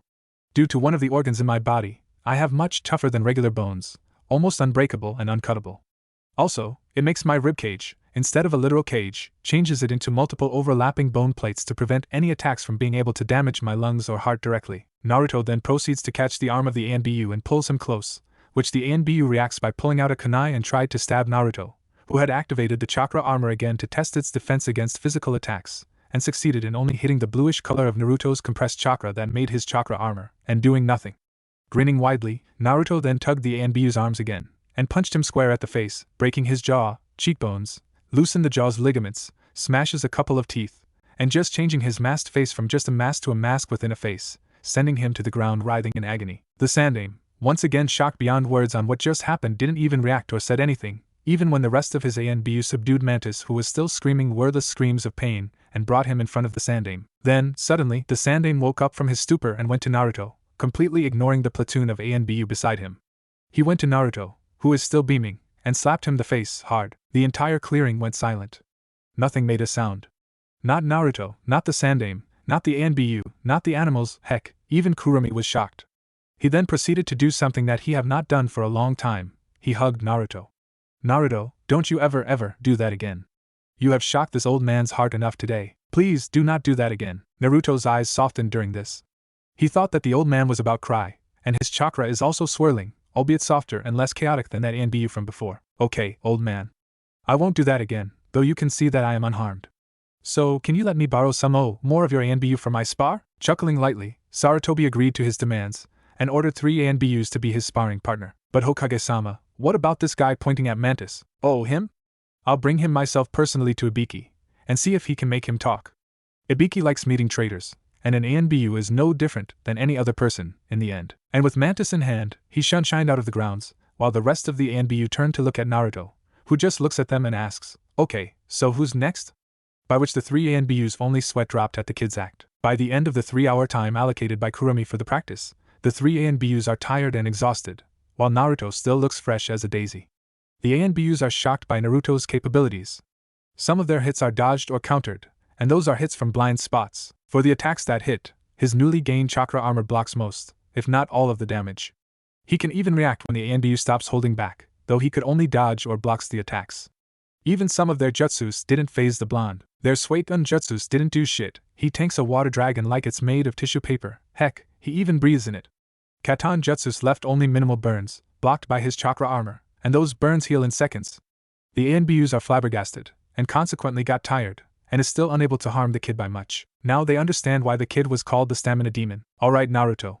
Now we'll go to the next part of your training, which is chakra control. For this, I will teach you one jutsu that will help you immensely, the Kage Bunshin no Jutsu. This skill will create actual copies of you that dispels in one hit. Though they are good for reconnaissance, they are also good for training, if you have the chakra for it, because all that your clone learns, you will too. So this will speed up your training, and will have further use in the future, but for now we will use it just for training purposes. I will transfer the information on this jutsu directly to your brain, so prepare for a short headache. Before Naruto could ask what she means by that, a searing pain struck his head, though it lasts for only a second or so before he could feel it disappearing, probably being healed by his Laraman's organ. He then immediately placed his fingers in the special hand seal for Kage Bunshin no Jutsu before shouting Kage Bunshin no Jutsu, while pouring as much chakra as he can into the technique. A second, and a massive poof of smoke later, the clearing was filled with hundreds upon hundreds of Naraclones, and he didn't even feel the drain. Wow! That is awesome! There's thousands of me. So what should I do now? Now we'll do the basic academy chakra control exercise first, the leaf sticking exercise. To do this, you and your clones must look for a leaf and stick them to your forehead using only chakra. Too much chakra and the leaf will shoot off, too little and it won't stick. This will be a very hard exercise, because the chakra contained within your linker core is probably 3 times as many than Hiruzen's.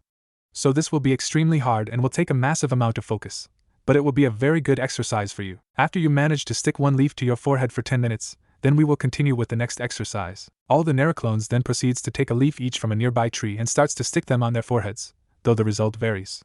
Some of the leaves just disintegrated, probably due to the sheer amount of chakra placed, some was destroyed, and some rocketed towards other clones. After 3 hours, the clones still didn't manage to stick the leaves to their foreheads, though a couple managed to stick them for a second or two. Alright, Naruto. Now on to the next stage of your training, Taijutsu. For this training, I will teach you the Taijutsu skill of your ancestors, the Whirlpool Fist.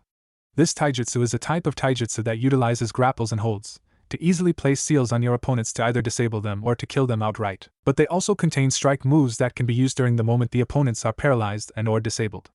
And combined with your strength, this can probably break bones and or damage organs, and might even downright kill enemies. And for extra brutality, you can probably tear off you enemies' limbs from their bodies, just for the heck of it. Naruto's face turned green at this point, and is about to throw up, thinking about ripping off his enemies' arms and legs while being showered with their blood. But first, you must dispel all of your clones to gain their knowledge, Then we can start by making more clones to learn this style, while you will learn to properly punch and kick. So go ahead and dispel all those clones now. Naruto then proceeds to dispel all the clones, which gave him quite the headache, which took longer to heal this time, around 2 minutes, while his head are swamped with the knowledge of all the clones that did the leaf sticking exercise, and looking at everything from thousands of new perspective at once. It is confusing, but he is sure that he'll get used to it in no time. He decided to test his current skill with the leaf sticking exercise, and managed to stick the leaf on his forehead for about 5 seconds. Considering that an achievement for the day, especially with his almost species level chakra, he created a couple hundred more clones and told a third of them to train the leaf sticking exercise so that they can improve his chakra control quickly, while another third practices the chakra armor so that it flares less chakra, and so that he is able to do it subconsciously, while a third will get teaching on the whirlpool fist from the clones of Kurumi within each of them, and Kaige Bunshin also splits her chakra, so each of them gets a part of her, albeit much weaker. And we will only hear Kurumi Prime speaking, unless necessary. So any Kurumi speech after this is Kurumi Prime, unless said, while the boss will practice his punches and kicks. They pitted the trees, boulders and person that becomes his punching bag later. After breaking a lot of trees, and almost deforesting a quarter of the training grounds, Naruto had managed to learn well the ways of punching and kicking people, though he didn't advance far through the katas of Whirlpool Fist, since it involves grapples and holds, and Naruto isn't much of a fan of patient fighting, but Kurumi said that this will improve his patience and will help when he has mastered seals until he can make them with the use of chakra only, like his father and Mito before him. So he trudged along with the training, and, as Kurumi has scheduled, it is time for his rest, or more accurately, meditation period, though his clones will keep up his training in chakra control, chakra armor, and his taijutsu, or at least that's what he thought, until Kurumi called to him and said something to him that shocked him. Naruto, dispel all of the clones that are learning the Whirlpool Fist, and make a new batch. Eh? But why? I thought I need to learn the Whirlpool Fist faster. The new batch will learn something even more important. Meditation. What? You mean learn to sit around in a funky pose and empty our mind? Yes, but that is not all. The sitting in a funky pose meditation is also important, in that it teaches you to sit still, to conserve energy like when being on a hunt, and improves concentration and teaches patience. But the second is more important. This is called battlefield meditation. In this kind of meditation, you will learn to be calm and at peace and will not be affected by anything around you, be it a comrade's death, your own limbs cut off, or any shit talks that your enemy will throw at you. In this mode, we'll call it battle mode from now on, you will be fully concentrated on your goals and everything that is required to achieve them. There is no obstruction in this mode, only you, your objectives, and any blocks that stops you from achieving your objective. This is the hardest to achieve, since it means that it requires you to be extremely calm, both from the inside and outside during the heat of battle, ignoring everything around you while at the same time, by using your perception, knowing everything around you. It is a state of contradiction, a state of ultimate calmness, and the mental state of the ultimate warrior. Think you can achieve this, Naruto? Hell yeah! That sounds extremely cool. I will succeed in this trick in no time, believe it. Chuckles then sit down on the ground and said funky pose first, and try to meditate. Only by mastering this you can take it to the next level, the battle mode. But for now, just try to meditate and enter your mindscape to meet me. Meet you? But I thought that only you can pull me into my mindscape. That is not true actually. That is just me pulling you in via brute force. This is not actually a good option, though there's no side effect for that method. Now I want you to try reaching me on your own. By doing it yourself, you can have more control over the mindscape. Okay, Kurumi-chan. I'll try to do so. After that, he sat down and tried to clear his mind, except that he found out that he can't, and that there's just too many crap flying around in his 4-year-old mind for him to not think of. Seeing her host having a hard time meditating, what with his mind and all, Kurumi decided to give him some extra tips. Naruto, remember this. A mind is like a butterfly. It rests on a flower, but sooner or later, it will fly again. But later, no matter how, it will reach that flower again. And take off. Again and again the cycle repeats. You must not prevent the butterfly from leaving, for the nature of the butterfly is to fly. Try to think about this, and then you will be able to meditate to your heart's content. What is this talk about flowers and butterflies?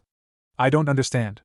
Naruto whines. Giggles. It is not fun if I gave you the answer directly, and it will not move your mind to its maximum if I were to just give you all the answers to life, won't it? Naruto grumbles, but sat down and thought about it. The more he thought about it, the more he didn't understand a damn thing. Butterflies? Flowers? Flying? What the hell does all those have to do about meditation? The only thing that he knows about meditation is that he sits down in a funky pose, then clears his mind. But every time he tries to clear his mind, he always kept thinking of something. When he tries not to think about something, he kept having thoughts. About his future life, his bloodline, trying to get Kurumi out of the seal, and others. And an hour passed, and he still couldn't meditate to save his life. And so, the next session, which was his favorite session, the hunting and eating section for stealth starts. And so he tracked a deer trotting around, probably too old for his pack, and is left to die alone, such is the rules of nature. To put a long story short, he managed to catch the deer, though it fought wildly, but a powerful jab from Naruto to his head silenced him immediately. While he is carrying the deer to the clearing, Kurumi decided to talk to him about his stealth training. Naruto, you need to up the ante of your stealth training. Keep chasing animals is good and all, but compared to ninjas, they might as well be toddlers. I suggest that you either ask for an ANBU to help you with your training again, this time without any hitting or punching, strictly stealth, both jutsu and non-jutsu related, as long as it is stealth. For now, we have to make do with hunting animals, though we will need a new, much better target than usual soon enough, if we want to improve your stealth skill. Not just a target, but also a hunter to hunt you, to force you to improve your stealth. Not saying anything, Naruto sent a mental nod to her, and keep carrying the deer to the grounds, to skin and eat later on. He had started to get used to eating animals raw, though thinking of eating an enemy's brain, even if it's the enemy's, still brought some form of queasiness to him. After eating the whole deer, down to the bones, in 2 hours he started to further track down some other animals in the area to improve his tracking capabilities. Around an hour later, his next session starts, the studying part. Kurumi-chan, what will I be studying in? In jutsu theories? In seals? All those and more. You will learn of the world's history from my eyes, the life of Uzumaki Mito, your mom's life, your dad's Hashirama's, Konoha's history, advanced maths, and a lot more. Now dispel all your clones, and make about 20 clones. Each of these clones will learn different things, while you will create even more clones to create and practice seals, so that you know how to create them, even in the midst of battle. Now go ahead and create all those clones. Naruto complied, and made about 20 clones, while the rest prepares the calligraphy set that Sandaime gave him early in the day and started creating all the seals that he knows and tries to get the speed of writing up, so that he won't be hindered in battle by his mediocre seal writing abilities. The clones that are currently learning history and maths and a whole host of other stuff all had their face scrunched in boredom. Studying, except if it's on jutsu theory and seals, was definitely not Naruto's forte. But after 2 hours, the day has begun again, and Naruto will start to spar again with the ANBUs, with the Sandaime watching. All this will repeat again and again and again for a whole year, after which Naruto will be leaving the village, and travel around to see the sights of the elemental nations. Time skip 1 year later. Naruto, now 5 years old, but 5 feet 9 inches tall, with muscles taut as an executioner's rope, harder than logs, and sky-blue eyes that seem to pierce the souls of anyone that he looks at, wearing a black t-shirt with orange lining and black pants with orange lining at the sides, together with an orange jumpsuit with the Uzumaki spiral proudly displayed at its back, is getting ready to leave the town, being led out by the Sandaime himself. Since he had isolated himself for a year after his attacks, lots of the villagers thought that he is either dead, missing or just gone. This makes his life when walking around the town a hassle, since people kept confusing him with his father, with some people thought that the Yondaime had come back to life, which some says that it is because someone sacrificed the life of the demon brat at an altar somewhere to revive him. The girls all looked at him with giggles, both perverted and not, on their mouth, and hearts in their eyes, and some even outright drooled, which honestly scared the crap out of Naruto, seeing that he never got anyone's attention, but the bad kind. He has improved massively in almost every aspect. His chakra control is extremely good, especially with his linker core assisting it. He learned the leaf exercise in a week, the tree climbing exercise in 2 weeks, and the water walking exercise in a month. He also combined the exercises together, sparring on top of water while being covered with leaves, and imagine a sniper's ghillie suit made entirely of leaves for hours. His stamina and fighting capability has sent multitudes of ANBUs into the hospital due to either chakra exhaustion, or massive damages, both internal and external. So much so, that sparring with Naruto is considered a B-rank mission, paid by the Sandaime himself and is usually the first mission done by new ANBU recruits, and is extremely dreaded by the entire ANBU force. His chakra armor, at first just a fluke of an idea that came during an attack, now has become a full-fledged armor that can only be used by someone who has a huge chakra, and is completely impervious to any regular attacks and any jutsu below B rank, and some A rankers as well. The only way to completely go through the attack is to either use wind-natured chakra, though the wound will heal in minutes at worst, thus making any attacks that can go through the chakra armor, which is now always unconsciously active, null. Also, he found out that by instead of shrouding himself with it like he did at first, forming the armor just underneath the skin is best, and that even sensors cannot detect the chakra used since it still remains within his body, but also provides an ultimate protection against nearly any attacks just as well. His taijutsu has also improved massively. He has mastered the Whirlpool Fist, and combining that with his mastery in seals and the studies he did to improve his sealing abilities and his chakra control, he is able to create seals using just his own chakra and places them on an enemy when he grapples with them, making him an insanely strong taijutsu master which can disable you with one touch of a hand or finger, though what probably shocked both him and Kurumi were his meditation capabilities. After about a month of worthless sitting down, which later changes into a sleeping session, he realizes something about the analogy of flowers and butterflies. Flashback a couple of months ago. Naruto is fed up with his own head. Every time he tries clearing his mind, his thoughts went everywhere. Damn it, what am I doing wrong? I sat in the pose, I tried clearing my mind, yet everything just flew from me. My thoughts kept flying and flying and flying. Sure, they will leave me eventually, but it didn't want to wait a minute. I think that's what Kurumi-chan meant by that butterflies and flowers thing. It's not that I must stop it, I must let it fly, and let it come back naturally. With that thought in mind, Naruto, who was already in the pose, didn't clear his mind. Instead, he let all his thoughts flew, yet he took solace in the action, not suppressing it, not stopping it. After about 1 hour 30 minutes of doing so, he managed to still himself enough, and suddenly felt a pull from his stomach, before he opened his eyes, and found out that he's already in front of Kurumi-chan's cage, as always, knee-deep in the sewage water. Ah, good. You have managed to find the secret of meditation. It's not to stop the thoughts, it's to let it fly, yet not do anything to push it even more. Now that is the start of meditation, yet it still took too long for you to reach here. You must try to improve. Yay! Naruto cried, and latched himself to Kurumi's furry legs. Kurumi, shocked, asked Naruto, "What are you doing, feeling your fur? They are very soft, I feel like I can sleep on them." "I think that's just what I will do." A blush erupted on Kurumi's face. No one has ever said that her fur is soft, even more slept on them since father died. She was about to say something, when she saw that Naruto is already asleep, though she made herself comfortable, and started sleeping as well. She is tired as well. Teaching this orange ball of energy is a hellish job, she thought. Flashback ends. Since that, every meditation session, Naruto has improved by leaps and bounds, now just requiring a second or two to enter his mindscape for any reason. He has been using that to just chat with Kurumi, hugged her, slept on her awesomely soft fur, and even playing with her. Remembering these actions made him blush for some reason which he didn't know. Or didn't realize. He then tried to apply the meditation concept in combat during the spars, to try and enter his so-called battle mode, yet he failed, and he got his ass kicked during that most of the time. Kurumi-chan said that for that to happen, he must master his skills to a level that everything that he did is instinctive, without further thought, just reflexes and sheer muscle memory. Even if his battle capabilities are pretty good, he still won't consider himself good as long as he didn't manage to unlock battle mode. His stealth capabilities are just plain astonishing. Even with his height, most of the NBUs that trained with him cannot catch him, and thanks to his senses, when they tried to hide from him, he can still see them, and if they used jutsu, his eyes saw the chakra that they used, exposing them immediately. Any genjutsu are dispelled immediately, causing them to be unable to hide in a genjutsu, and reveals their position immediately.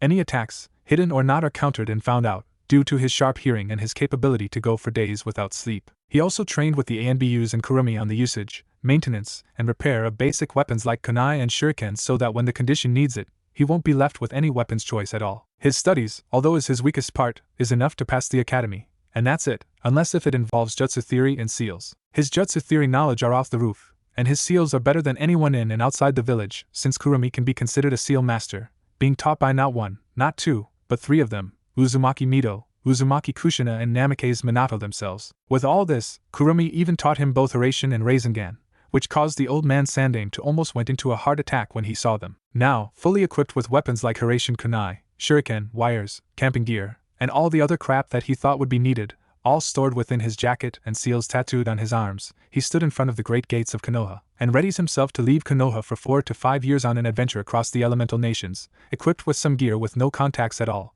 no information and no fried, except for the bija sealed in his stomach, which gave him a fuzzy feeling when he thought of her. With the Sandaime at his side, he almost left, before he is stopped by the Sandaime, grabbing his shoulder, and pulled him into a hug. "Be safe, Naruto. Know that you are somewhat like a grandson to me, and if there is any problem that you encounter that you cannot solve on your own, just tell me, and I will be glad to help. Never fear, Naruto. While I'm here, you can ask me for help. This will probably be the last time I see you in 4 years, so indulge this old man with this one hug." Naruto, almost crying, replied, "No problem, old man. I will be sure to keep myself safe, and after 4 years, it'll seem like I never left.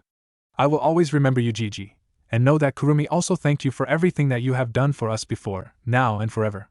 But before I leave, have this." Naruto hands the Sandaime one of his tri-pronged Haraishin kunai, which the Sandaime responds by asking, "Won't you need these in your journeys? A loss of one weapon in an unfortunate time might just cost you your life, you know." "Don't worry, old man. I have hundreds more where that came from. And I can even make new ones in my journey, no problem. I might even learn smithing and other stuff, just for the hell of it. Naruto, please remember that during your journeys, you will undoubtedly find yourself facing the dark side of the world. There are a lot of things that for most, they are better left unknown, But for us ninjas and for those like you who inspired to be one, things like rape, murder, assassinations, and many others will be something that they will undoubtedly encounter, so please, during such an encounter, please, do not lose your essence, what makes you, you. Because if you do, I'm afraid that in your short life, you won't know love, and only will know hatred, rage and despair, just what the sage of six paths wanted to avoid. Don't worry, Gigi. I will always remember the love that both you and Kurumi-chan showed me. At this, Kurumi blushed horribly, and will be the guide for me to base all my actions on, and I will remove hatred from this world, and I shall create peace. So for the time being, keep the seat warm for me, old man. I will surpass you, and you will have no choice but to make me Hokage. And with that and a hand wave, Naruto starts to walk past the gates, out of Konoha, and out of sight. An ANBU escort appeared beside Sandame, looked at Naruto's disappearing back, and said that kid will go far, I'm sure. Sandame nodded and said true. True that. I have never denied that. In fact, I'm sure he'll achieve his dream. He has stamped his position on everyone's heart, and I'm sure that given a couple of years, he'll be a great Hokage. But for now, we all have jobs to do, and life must be continued as normal. The ANBU nodded and went back to his position, while Sandame walked back to the Hokage Tower while crying anime tears, thinking of the massive amount of paperwork backlogs that he has to encounter back at his office. Naruto is walking away from Konoha for the last 30 minutes while planning his travel path. Let's see, I don't think I can travel to IWA without the people there immediately trying to kill me, because I look too similar to father, which is good sometimes, but sucks most of the time. I think I'll go to Suna first, passing through River Country, then I'll head north to Earth Country, but won't go to IWA, instead, went around it, and then enter Taki. Then I'll think further. Now onwards. So, plans made up, Naruto went on the direction of River Country to the west of Fire Country. But then, Kurumi piped up from his mind, Naruto, traveling to see the world is good and all, but you must remember that one of the main reasons for this trip is to train you. So, we'll break camp every evening, and you must place chakra suppression seals and anti-detection seals over the perimeter of the camp so that we can train in peace. But make sure the area is large enough, we don't want your clones to end up in a tight place. Sure thing, Kurumi-chan. Now I'll continue walking. With his bloodline's capabilities, he didn't so much as walked, as ran full speed towards River Country, with nothing but everything that he has on him in his seals. Not to mention, to further train both his speed and muscles, he had auto-adjusting resistance and gravity seals placed on him. The seals auto-adjust in that once they detected that the user has already exceeded the seal's resistance, they will increase themselves automatically without requiring any physical adjustments from the outside. So, his journeys also help improve his speed and strength. Naruto was running around the path to a nearby town, when he heard a scream coming from the path ahead. He immediately disabled the resistance and gravity seals and dashed forward towards the source of the screams. What he saw made his blood run cold. A trade caravan, with all the caravan members tied up, with some of them dead, their decapitated heads mounted on pikes along the roads. Naruto's eyes saw that there are around 50 highwaymen, 3 heads on pikes with their bodies not far away, 10 tied people, screaming and crying, and what angered both him and Kurumi the most, a girl, not older than 15, about to be raped by 3 bandits. Naruto Keien. Kill them all. Do not let them survive. They tried to force themselves on the girl. Do not let them. Kill them all. The change of honorific went unrealized by both of them, with Naruto focusing only on saving the girl and Kurumi focusing on preventing said heinous act from happening. Naruto immediately dashed forward at blinding speed, faster than what most people can see, and faster than even some jounins, and reached directly in the middle of the 3 would-be rapists, who was in the process of tearing off the girl's clothes. Naruto suddenly became calmer in his extreme rage, with the only thought running in his mind is to save the girl and annihilate the bandits. Without even thinking, Naruto immediately grabbed the bandit that was tearing the girl's clothes, pulled him away and punched him right on the chest, with a punch so powerful that the man's chest was instantly pulverized with some of his rib bones protruding from his back. He then grabbed the other bandit and ripped his hand off of his body, blood spraying on his and Naruto's body, before Naruto using that arm to beat the 3rd bandit with one swing that was so hard that the bandit flew away, and getting knocked out on a tree, head bleeding, while the arm was smashed to pieces. All this occurred in 10 seconds, such as Naruto's speed. The rest of the bandits, who previously was busy cheering their compatriots who are about to rape the girl, decide that they have numbers on their side, and immediately charged Naruto, bellowing war cries and shouts of vengeance. Naruto, still in his rage-empowered battle mode, disappeared from their sights and appeared in their midst, and the carnage starts. Using his bare hands, Naruto ripped the head off from a bandit nearby, throwing both the body and the head onto a different bandit, blood showering from the body. Another bandit had his chest pierced by Naruto's empty hand, his heart immediately destroyed. Another took a literal ball-crushing kick. A roundhouse kick from Naruto snapped the neck of another, sending him flying into another bandit. One bandit's spear got shoved into his own head through the bottom of the head, sending brain matter everywhere. Another sword was used by Naruto to decapitate 3 bandits before the sword itself broke due to low maintenance. Naruto was death incarnate, whirling in the midst of the bandits like a tornado, killing, dismembering, decapitating, all with his bare hands. By the end of the very short, 3-minute battle, all the bandits are dead in extremely gruesome ways, with Naruto himself showered in blood, though the self-cleaning seals within his clothes will take care of it later. Then Naruto broke out of his trance, and saw the carnage that he caused. He immediately puked, and fainted, and ended up in his mindscape, right in front of Kurumi's cage. Wanting some comfort, he ran, tears flowing from his face, into the awaiting arm of Kurumi. Kurumi-chan. Sniff, I killed them all. In brutal ways. Sniff, I feel bad, yet I can't help but think that that's good. Why am I feeling this? Why? Naruto cried, his tears didn't stop flowing. Naruto-kun, don't worry. What you did, as bad as it is, are for a good cause. They are going to rape the girl, then either kill them or force them to become their sex slaves, not being able to escape, unless they died.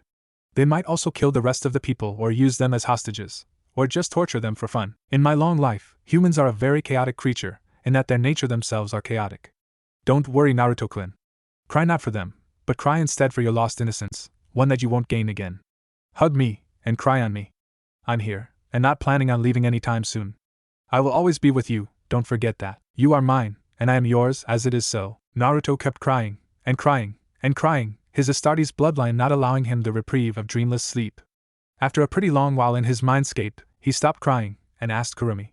Kurumi-chan, am I a bad person? I didn't feel anything when I killed them. I regretted doing so, but during the battle, I didn't feel anything, only that I must save the girl and kill all the bandits.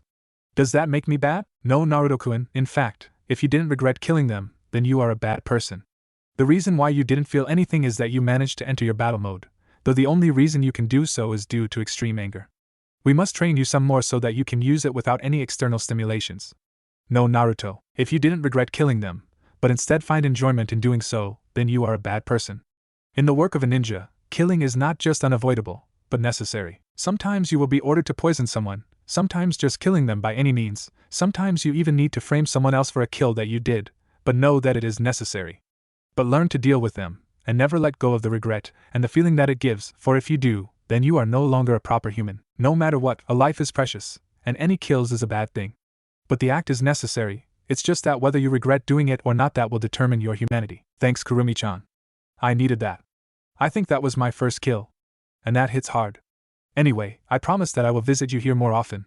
For now, I need to wake up and check the conditions of the rest of the people. See ya. And with that, he was gone from the mindscape, which caused Kurumi to think about what she said to him before, and blushed horribly. I called him Naruto-kun. And I said that he is mine. And I am his. Did he even realize that? I doubt that. He is too busy wallowing in his first kill to recognize or remember what I just said. But what I said is true, and I will still consider it true, and even if he remembers and asks me about it, then I will say it to him.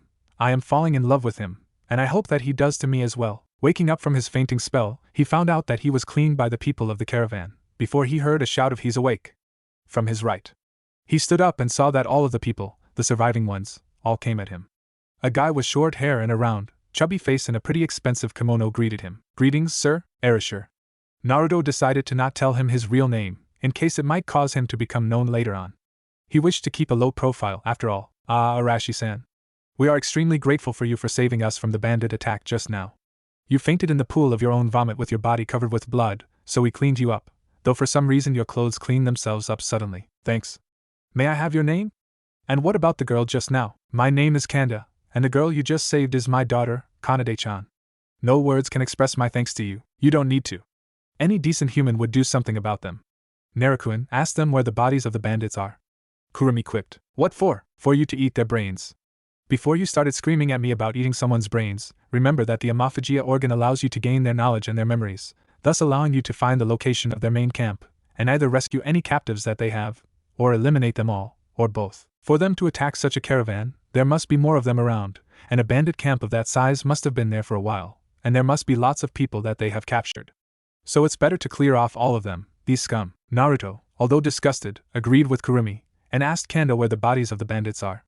After locating the bodies and identifying the one that seems like the leader, Naruto took out one of his Hiraishin kunai, and carved the bandit's head, which luckily survived, because he only got his heart destroyed with a powerful punch, or at least that's what the damage to the bandit leader's body seems to say.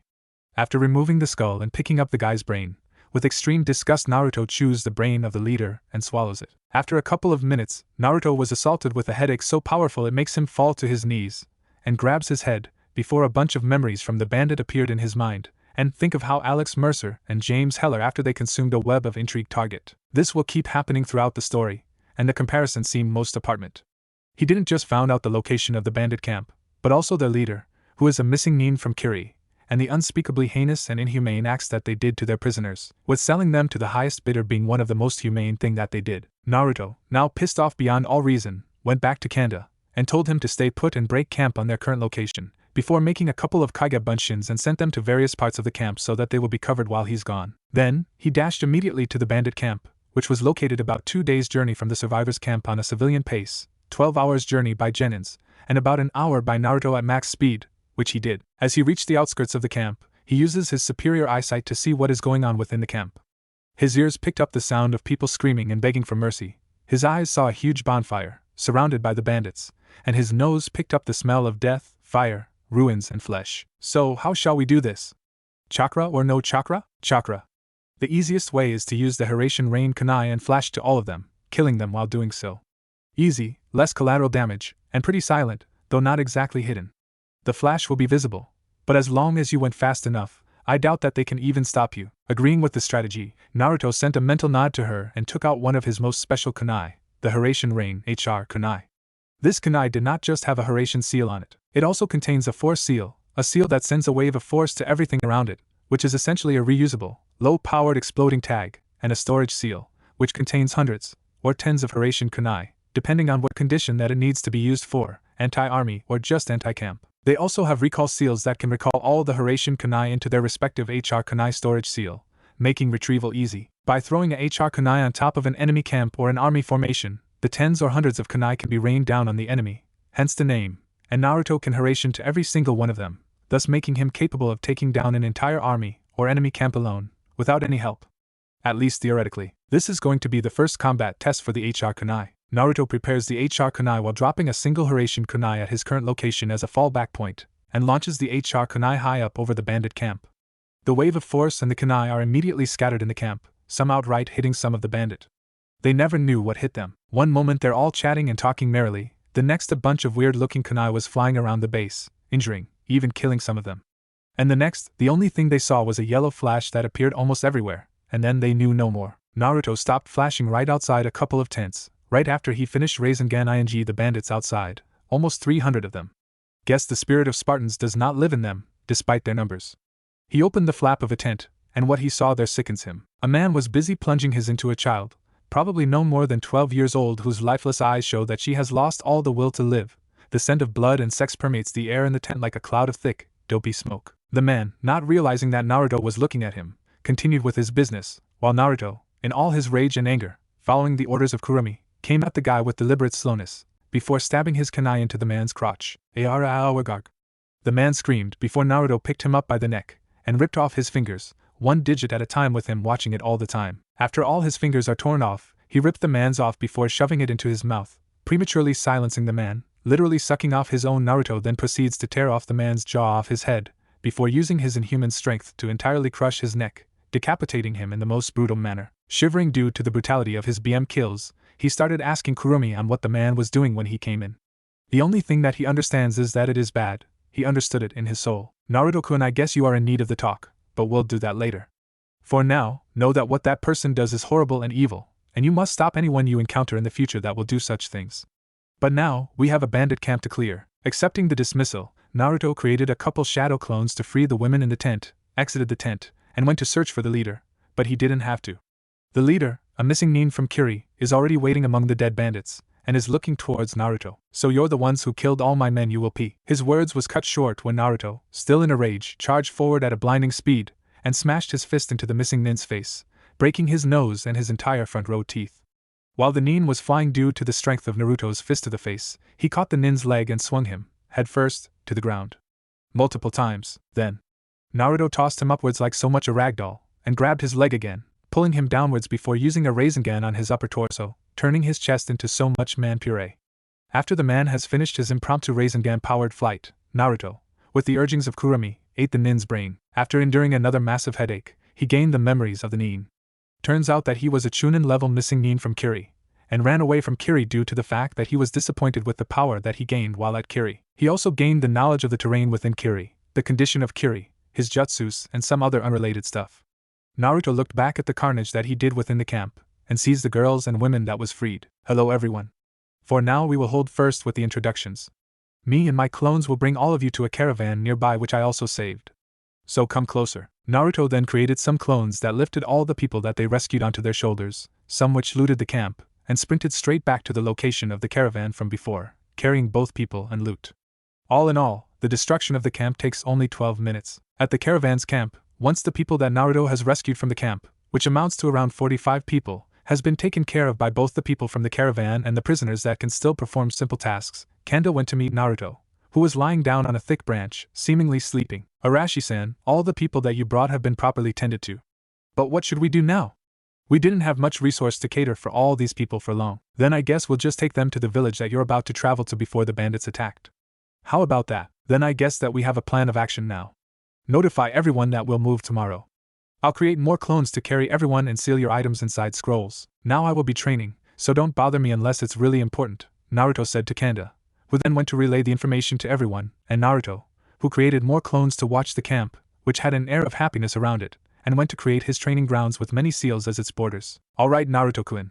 From what we know about your elemental nature that we tested before we left, you have wind, fire and water nature. So, you need to make about 3,000 clones, 1,000 for each type of elemental training, around 500 more for taijutsu training, around 500 more for seals studies, while you yourself will sit somewhere and listen to me. Shrugging, Naruto made the required number of clones and told them to do what their Kurumi clones told them to do, while Naruto decides to get comfortable and sat down in a lotus position and went into his mindscape to talk to his Kurumi-chan. Naruto's mindscape, which was a sewer before, is now a lush meadow as far as the eye can see, with a single huge tree in the middle, which acts like a home for Kurumi to stay. Kurumi, who is now lying down on the grass, and has a collar with a cracked ruby that has the kanji for seal written inside of it, calls Naruto to come towards her, which he did so and starts to climb her back and lied on her soft, furry back. Naruto, do you know what the person just now is doing? Yes, he is using his penis and puts inside that girl's parts. But what?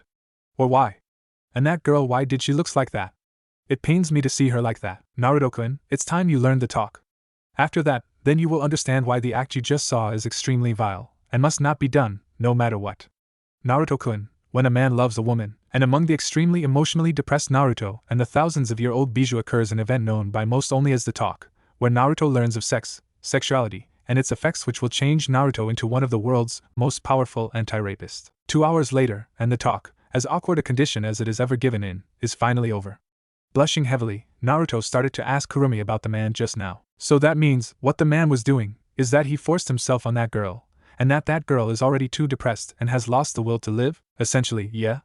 But I can't say that for sure, though that seems about right. Then here and now I will make an oath, witnessed by you, Kurumi-chan. I will kill, without mercy, any rapist that I encounter, especially if they are currently within the act, and I will torture them first, and make them pay. They will pay, I promise. Any rapist had better beware, because Uzumaki Naruto is here, and he tolerates no rapist. No one. Then here I, Kurumi, daughter of the Sage of Six Paths, the nine-tailed Bijou, bear witness to the oath of one Uzumaki Naruto, my future mate, to not give any quarter to any rapist. So shall the oath be, and so shall it stay, until the end of time. After calming himself down, Naruto asks, so what am I supposed to train in now? You must train further in trying to unlock the BM. Currently, the BM is only unlocked in moments of extreme rage and anger. By being able to utilize the skill to its maximum at any time, you can battle anyone and anything at your maximum capability, without any blocks, both mental and physical. Now, you must try meditating during battle for this mode to happen. Also, once your clones manage to properly perform their respective elemental exercises, then I will start to teach you jutsu. Nodding, Naruto continued his training under the guidance of Kurumi, while his clones are busy doing elemental chakra composition training. After a couple of hours, daybreak came without any incidents, and Naruto dispelled all his clones, and learned that some of them have finished their respective exercises. To test this, he grabbed a leaf from a nearby tree, and managed to cut it using nothing but wind chakra. Grabbing 2 other leaf, he tried flowing fire chakra and water chakra to each leaf, and one burned while the other became wet, signaling the complete success of the exercises last night. Then, Naruto went to Kamba's location, and told him to rally everyone and gather all their belongings, where he will seal them in scrolls while he'll create massive amount of clones to carry everyone to the town nearby. After around half an hour, all the people, about 60 of them, and all the items are gathered in one location. Naruto immediately took out an empty scroll and created a mass storage scroll, designed to carry multiple items of multiple types all in just one scroll. Then, as he said earlier, Naruto created clones, one for each person so they can carry them to a nearby town, though the kid, which he saved while she's being raped, is still lifeless, and doing everything robotically. Her dull eyes, her actions and even her very chakra, to Naruto, screams suicidal. Kanda-san, where is the closest town to our current location? A map is not something that I have, thus I will need you to tell me the location of the closest town. I am unable to do much to all of you, and can only carry all of you to that town, then you all will have to decide what should you do. Nonsense, Arashi-san. You have done enough for all of us, and I am glad that we found someone like you that helped us. Now let's see, the closest town to our current location is the town of Shizuka, still within the borders of Fire Country, so most probably we'll be safe there. It's around a day's journey to the town, and it's around northeast of our current position. Alright, Kanda-san. Everyone, hold on to your clones tight. I will be running very fast to get us there in no time, and run they did. Clones of Naruto ran faster than anything the people had ever known, through the beaten path, through the forest, and even on a river that crosses their path. The people he carried all screaming in excitement and some in fear. They even forgotten their capture and subsequent torture and life at the hands of those bandits. Except for the kid, who was hanging on to the real Naruto lifelessly, not making any sounds, and not even so much as looked elsewhere. Looking at this, Naruto frowned, though there is not much that he could do, not at this time. In just 4 hours of non-stop running and or tree hopping, they have reached the town of Shizuka, which was a small, peaceful town, though there are not many people there. He places all the people that he carried on the ground close to the town, and told them to walk back to the town, some of them falling down due to lack of use for their legs. Some of them are even hugging him in happiness, saying that Shizuka is the town where they came from, while the rest will have to look for some other method of transportation to get back to where they're from. The girl didn't make a sound, none at all. Naruto frowned, but before he could say anything, Kurumi said within his mind, Naruto, some people are just too late to be saved. In life, that is one of the facts, that as hard as it is for us to accept, is still a fact of life. You can also never save everyone, either from anyone else, or from themselves. No matter how much you fought against this fact, the truth is, sometimes, it is better not saving some people that didn't want to be saved and focus on saving those that want to rather than trying to save everyone at the same time. It is a morbid thought, but an undeniable one nonetheless. Naruto tried to accept this fact. Oh, he tried, but he just cannot accept this one simple fact of life. Due to that, he tried everything he can to cheer up the girl, but nothing worked. But then, when he was taking the girl to the center of the town, a pair of husband and wife ran at him, screaming, Hannah! Oh, my Hannah! You're safe! Oh, Hannah! Cried the woman, who hugged the girl tightly, tears of joy falling out of her eyes like a waterfall. After a while, the husband joins in, together crying, but the girl, now known as Hannah, still didn't make a sound, until she somehow moved her head, looked at her family, and cried, the tears held back for who knows how long finally pouring out of her eyes without restraint, and without any signs of stopping, while hugging her mother as tight as possible. Naruto, watching this scene, turns back and tried to walk away, before he heard someone calling him. Sir, are you the one who saved my daughter? Asked the man. Yes, though I won't count her as saved, not as of yet. She will be in a very hard life, and you'd better remember that she's been in a lot of pain, probably more pain than any other person her age should go through. She is very badly broken, and I fear for her mind. Please love her until her end, and hope that you can heal her of her mental scars. I may not want to know this, but what was happening to her when you found her that made you speak of such things? When I met her, she was being raped by a bandit in a camp. At this, the father's face paled. I know not how long has that been continuing, but I immediately killed the man, in a most brutal and horrifying manner, and so do I cleared the whole camp. Consider that as a minor form of revenge that I can give out for your child. Thank you so much for saving her, Mr. Erasure. Call me Erasure, from Konoha, Arashi-san from Konoha. No words can express how much is my feelings of gratitude towards you for saving my daughter. She is my only daughter, the sun of our lives. Do not thank me for what a decent man should do. Instead, you can thank me by taking good care of your daughter, and make sure something like that never happens again. I will take your advice, Arashi-san. Please stay in my house for a day before you continue on your trip. From your clothes, I'd say that you are a traveler. Thanks, but I do not think so. I will continue on through my journey, and will leave you. Do not feel as you owed me anything, for an act a good man would do. Anyway, I will take leave now, and may many blessings fall on your family after this catastrophic disaster. Farewell. With that, Naruto turned away and walked from the family, thankful that the girl has managed to cry out her pains on the shoulders of her family. The wife then asked the husband, Dear, who is that man? Did you get his name? While still rubbing the back of their crying daughter. His name is Erasure, from Konoha. And he didn't want anything from us. He just saved our daughter from a fate worse than death, and he asked for nothing. I have, and probably never will, meet any person more honorable than him. They both then sat in silence, one hugging their still crying daughter, and one watching the back of the man that saved their beloved daughter. Unknown to all four of them, the girl gets pregnant later on due to the raping that she endured, and gave birth to a baby boy that she named after her savior, Erishur, who was cared for by the whole family and made sure that the boy is loved and not hated. Naruto then walked back to where he left the rest of the caravan and the people that he rescued, and talked to Kanba about his caravan. Kanba-san, so what happens now? You have safely reached the town, and doesn't seem to be able to leave for a while.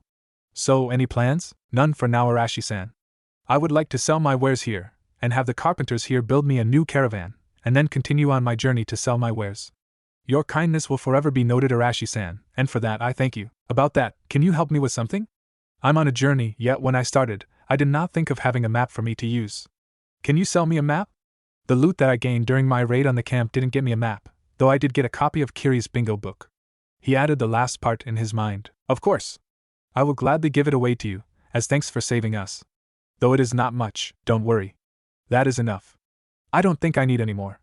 Now I will take my leave from this town, and continue on my journey. Trooning around, Naruto then walked away from the caravan, and walked away from the town, and out of everyone's sight, before tree-hopping to another destination, one that no one knows. After his stop in Shizuka, Naruto continued his training journey, traveling for 12 hours and training for another 12, and resting only on the weekend in an 8-hour sleep, with which he continued to visit Kurumi, to talk, to chat, and even just to sleep on her. Along his journey, he trained himself in various elemental jutsu, completed all his elemental training, and even improved his shadow clones so much so that he didn't even need hand signs for them. Massive number of clones trained every day in taijutsu, elemental recomposition and seals, even trained in elements that are not his main, lightning, earth, while he himself tried to achieve the elusive BM. Days upon days passed without any further troubles, and one day, he found out that towns, cities and certain places had bounty boards, where people places various missions and bounty hunting missions. On the urgings of Kurumi, he decided to pick up some of the missions, mainly bandit exterminations, finding missing person, or even missing nin hunting. During the bandit extermination missions, Naruto shows that he really intends to keep his promise. BM or not, he killed the bandits, especially those that he caught raping with extreme brutality. Limbs are torn, bodies mutilated beyond reason, entire camps annihilated. For some of the camps, the prisoners have been sex slaves for so long that it's all they knew, and they've lost hope, so much so that they are not even alive for the most part. In the end, he's forced to mercy kill these people to end them of their misery. During these moments, Naruto usually gets so angry that not just he started drawing on Kurumi's evil chakra, he absolutely crushes the bandits without any restraints, destroying them utterly, and sometimes not even bodies are left. During these moments, he usually ended up on Kurumi's fur, crying not for his own sake, but for the innocent lives that he was forced to take, due to them being so broken and hopeless. Also, another thing that he found different was his feelings towards Kurumi. She is always there, to comfort him, to teach him, to just give him a massive hug, to be his friend in need, and to be his greatest confidant. During times when he was sad, like after a mercy kill, Kurumi hugged him in her massive tails, whispering words of comfort and calming him down. During happy times, she celebrates with her, like if he learned a new jutsu. During times of great rage, like when he saw someone trying to kill an innocent or trying to raid an unassuming caravan, she rages together with him. During times of extreme boredom, she is there, telling him stories of her adventure, or just even being someone to chat with. After a certain amount of pondering, he realized something: she is the best life partner that he can have, and would want her to be at his side, until he dies, or until the end of time, and would be at her side as well, come world's end. Also, due to Naruto's BM training, he somehow becomes bipolar, for no reason. Most of the time, he is a very happy, very relaxed guy that can make everyone around him laugh, but in battle, he became a ruthless, extremely brutal, cold-blooded warrior, whose enemies' blood became his drink, and their flesh his food, sometimes literally. Due to his own constitution, he is able to digest everything that the enemy once was, and which terrifies the remaining enemies to no end. So much so that he is placed within the bingo book as Erishur the Blood Drinker, a B-ranked freelance mercenary, whose face was never seen, because he wears a hood, covered with voice-changing seals, face distortion seals, which helps him keep his identity. Nickname made him sick with himself at first, until Kurumi reminded him that what he does is for the good of everyone around, depending on the target, which was usually bandits. 10 months had passed, and right now Naruto is fighting a Konoha missing nin named Rokushu Aoi, who was wielding the sword of the Thunder God, once owned by Senju Tobirama, against Naruto. His genin team was already wiped out by Naruto earlier, getting their brain matter falling on the ground after a series of vicious right hooks from Naruto killed all of them, with Naruto not even affected by Aoi's Saban shower technique with his chakra armor activated. Damn it! What are you? You're not human! No human can punch that hard. Naruto, currently in BM, which he just achieved 2 weeks ago, rushed to his position immediately and grabbed his wrist, before snapping his entire arm like a twig. Before Aoi could even start screaming, Naruto punched his face hard enough to cave his entire face in and turn it into a huge pile of mush, silencing him immediately, while the sword of the Thunder God fell to the ground. Wordlessly, he picked it up, sealed it in a scroll, and destroyed the man and his team's body with a massive Katan Jutsu. Then he started to tree hop his way away from Rain Country, and going back to Fire Country. Kurumi-chan, I think I've done most of the bounties available, and I can retrieve his when we get back to Konoha later. Yes, Naruto-kun. I think you have cleared everything that you can here in Rain Country, and you have the Raijin with you, though I'm no swordswoman, so I can't teach you anything about it. So what about if we continue our journey around the elemental nations? That is a very good idea, but I think I need to get us somewhere isolated first, maybe back to Fire Country for now, before we continue our journey. But first, I have something to say to you.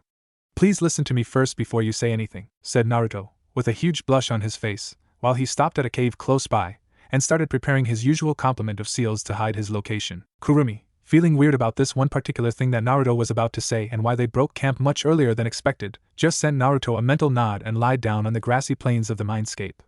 Feeling the nod, Naruto immediately sat in the lotus position, and immediately appeared in front of Kurumi's snout. Kurumi-chan, I can't help my feelings on this.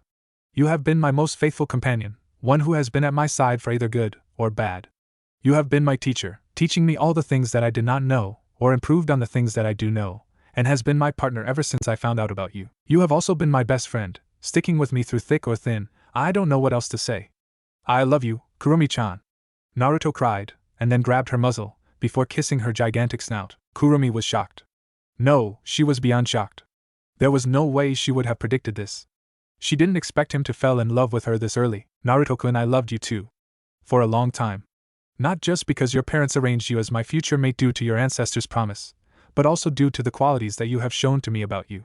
You did not keep your innocence, though you still cried for both your enemies and the ones you need to deal a mercy kill to. You also showed that you still retained some manner of chivalry, and that you didn't take assassination missions, which you know that you can handle it without any problems. I loved you, Naruto-kun, not just because of what you are, but also because you are one of the most honorable person that I have ever met, and with my long life, that's saying something. I do not regret taking you as my mate, Naruto-kun, though I still wonder what made you confess to me, and what made you think you love me. I realized nowadays that when I was doing anything, the only thing I can think of is your face, your gentle voice, your fur's soft caress, and everything about you. So, after pondering about it for a while, I figured out that I must have loved you, since you are the only thing that I can think of in my mind. Naruto-kun, she cooed, and licked his face, which due to her size causes him to get flung away from her, and fell somewhere on the lush meadows of his mind. Hey! What's that for? Naruto shouted, his whole body covered in Kurumi's saliva. Well, you kissed my snout, so I think that the only way to repay that is to lick your face, though I miscalculated the strength of my lick * giggle star. Naruto just sighed, and went back to her body. You know, Kurumi-chan, I can never stay mad at you for long. You have done so much for me, and if you want to lick me some more, then go ahead. I won't stop you. Kurumi giggled again, a sound that Naruto thought heavenly, and started to chase Naruto to lick his face again. This cute game of cat and mouse between a chakra creature the size of a small mountain and a human continues for a while, before she just said fuck this and whisked Naruto with her tails to her head, and places him there. Naruto, you should bring us to a location that is somewhere hidden from both friend and enemy. I have accepted you as my mate, and there are just 2 more things to do before you are considered my true mate. Naruto nodded, and took out a map, the same map that he got from Kamba, now extremely worn, but containing notes and sketches about locations, new settlements, bandit attacks, and many others. He finally decided on a place, a huge clearing with a cave that he uses once in between Grass Country and Fire Country. Taking 3 days to get there, Naruto set up the seals, though Kurumi asks that the usual anti-detection and repelling seals be enforced with multiple chakra suppression seals that can stop Bijou-level chakra from escaping, and that the area for the seal defenses must be much larger than the ones he usually places. Confused, but willing to follow the orders of his love, he did just that, made some clones to settle out the area around the cave before entering the cave himself, removed all his clothes, sat in the lotus position, and immediately met Kurumi. Kurumi-chan, what do you mean when you said that there are 2 more things to do before I am considered your true mate? Father said that for someone to become us Bijou's true mate, you must accept all my power and clear it of its hatred with your love, and become a Hanyu, half-demon. Only then will the world be rid of the jubi completely. The reason why I need the chakra seals placed all around the campsite is so that no one outside would feel the release of chakra, and so that the process can be completed without anybody bothering us. I see. So what should I do now to cleanse your power? Just look into my eyes, and I will send the power into you, with which if your love to me is false, then you will probably die in agony, due to the upsurge of hatred and anger that will come with my powers. Then I will do so. I will show you that my love is not fake, and that I will take all your hatred, and cleanses it with my love. Naruto, ever the hot-headed, headstrong person that he is, looks straight into Kurumi's eyes, not even blinking, chuckles very well Naruto-kun, I will start the power transfer now. Do not stray away from my eyes. Suddenly, a thick miasma of crimson chakra from Kurumi bubbled around her, and rushed towards Naruto, and suddenly, Naruto felt that he was pulled into another plane of existence. His body felt like it's being crushed and pulled like a piece of freshly made ramen, before he blacked out. Break. Naruto woke up with a gasp, and saw that he is in a world of pure white. A blinding white as far as the eye can see, which made him felt like he was walking on the ground while watching the sky. At the same he suddenly felt a pair of eyes on him, and immediately turned and tried taking out his kunai from the seal on his sleeve, only to realize that he is only wearing a regular white shirt with a pair of pure white pants. As he was puzzling the mysterious disappearance of his clothes, the eyes that he felt on him just now immediately became a body, one with weird horn-shaped hair at his head, purple rippled eyes, a shakujo in hand, and a cloak with black shirt. Turning around, Naruto saw this person and gasped, the Sage of Six Paths, correct young one. It seems that many eons have passed since my time. Tell me, what has happened to the world that I saved, and the teachings that I passed down onto the people? Great Sage, it is with huge regret that I must tell you of the happenings. The world now uses your teachings, known as ninjutsu, not to help each other, but to kill each other. They have also forgotten your teachings, and barbaric people still exist at this moment, and as sad as it is, I fear that I am one of those barbaric person. My hands are stained with blood, both the innocent and the guilty, and no amount of washing can clear my mind of both the guilt and the sin of killing these people, some whom I consider deserves it, while some other which is innocent, but just happened to lost hope on living, causing them to be better off dead. I wish for peace and the end of hatred, and yet what I cause is bloodshed and turmoil. The sage, to Naruto's surprise, chuckled. You are still young, child. But even so, I can see that your heart is in the right place. Now let us go to the real reason why I am here. Feeling curious about that as well, Naruto listened well to what the great sage was about to say. I actually tore off a part of my soul when I created the Bijou to act as their consciousness, and their part of the soul. That part will later grow to be their own soul each, and will not be able to revive me, not by any means. But the soul shards has one final function, which is to judge the person that each Bijou chooses to be their mate, and to check whether or not that person is capable of cleaning the hatred of the jubi from the Bijou's powers, by which if I deem them unworthy, they will immediately die, and their soul be consumed by my soul shard, to empower me to re-minister this test to the next person that each Bijou considers their mate. Now I will test you, your determination, your will and your love towards Kurumi. You don't need to prepare yourself. Just stay there. Before Naruto can even ask what does the sage meant by just stay there, he is already in front of Naruto, with his hand directly through his chest. Surprisingly, for someone who has their heart punched through by a spectral spirit, he didn't feel any pain, just a feeling of calmness and serenity coursing through him. And as suddenly as the hand went through his chest, the feeling disappeared and the sage is back in front of him. Your heart is of pure gold, child. With what you have been through, you should not even survive the first 2 years of your life, yet what it only does is that it strengthens your resolution to achieve peace, and to love what can be loved, and hate what can be hated. Your love for Kurumi is also as pure as spring water, and I detect no falsehood coming from your soul itself. And for that, I approve of you as Kurumi's mate. Take care of my daughter well, and pass this to her. I will always love her, whether or not she was being controlled by my descendants. May my words bring peace to her heart. The sage then appeared in front of Naruto, whispering creation of all things, and Naruto then suddenly felt that his sheer essence was struck with blinding agony, and then he knew no more. Break. At the real world, Naruto's body, which was naked and in the lotus position, suddenly pours with thick, blood-red chakra covering his whole body, and burning his skin, and everything around it. The sheer power would have killed any lesser person, but Naruto is no lesser person. The power grows even more, with one ethereal tail, made out of said chakra appeared at Naruto's behind, right above his tailbone, before another, then another appeared, and before long, all 9 tails of Kurumi's chakra appeared behind him, while he is still being covered with the same chakra. Suddenly, slowly but surely, the blood-red chakra changes color into gold from one tail to another.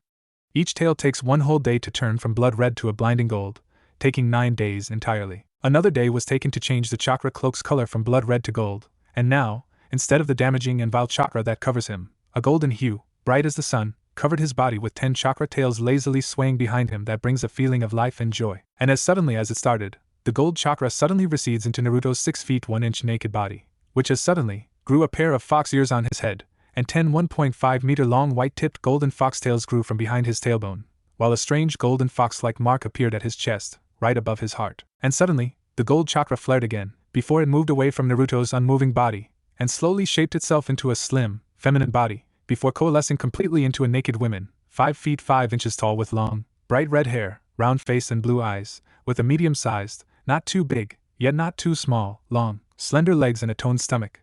But what is the most surprising is the pair of fox-like ears on her head, and the 1-meter-long white-tipped golden tails that appeared at her back, and the golden fox mark that appeared on her on the same place Naruto has his mark. She woke up first, and looked at her body, and shouted, "Why am I outside, and naked?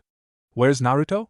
And from now on, Kurumi and Naruto, unless they went into their full demon form, will talk like regular person. She turned around, and saw a naked Naruto with the same extra appendages as she did, still sitting in the lotus position before a breeze came in, and she shivered, and scooted closer to Naruto and hugged him, enjoying the warmth his enhanced body provides her. She remained in this position for a while, until Naruto slowly opened his eyes, watching everything around him in deliberate slowness, tears falling unbidden, before realizing that someone is hugging him, and the 2 globes of flesh at his back. He turned his head around, and what he saw made him shocked, and asked just one question, "Mom? Mom? What do you mean by Mom? You're not Mom? Then are you Kurumi-chan? Because you look just like Mom. Here. Take a look." Naruto unsealed a pocket mirror and showed it to Kurumi, who looked at her reflection within the mirror and gasped. "What the hell, father? I look just like Kushina-chan. You old man. Are you trolling me here?" Somewhere in the pure world, an old sage was rolling on the floor laughing his ass out due to the final prank his soul shard played on his daughter. Damn that old man. Even during his death he still wants to prank us. Damn it. But at least I have a human form now. And Naruto, how do you know I look like your mother? Well, it goes like this. Flashback a couple of minutes ago within Naruto's mindscape. Naruto woke up, and saw that once again, he was in the white space. Watching the white borders again, Naruto screamed. "So is there anything else you wanted to talk to me? I thought you are done testing my heart." "Not quite, Naruto." Naruto whirled around, knowing that there are no enemies within this space, but what he saw blows his breath away. There, standing with all the might and pride that they have, stood Namake's Minato and his wife, Uzumaki Namake's Kushina, Naruto's parents.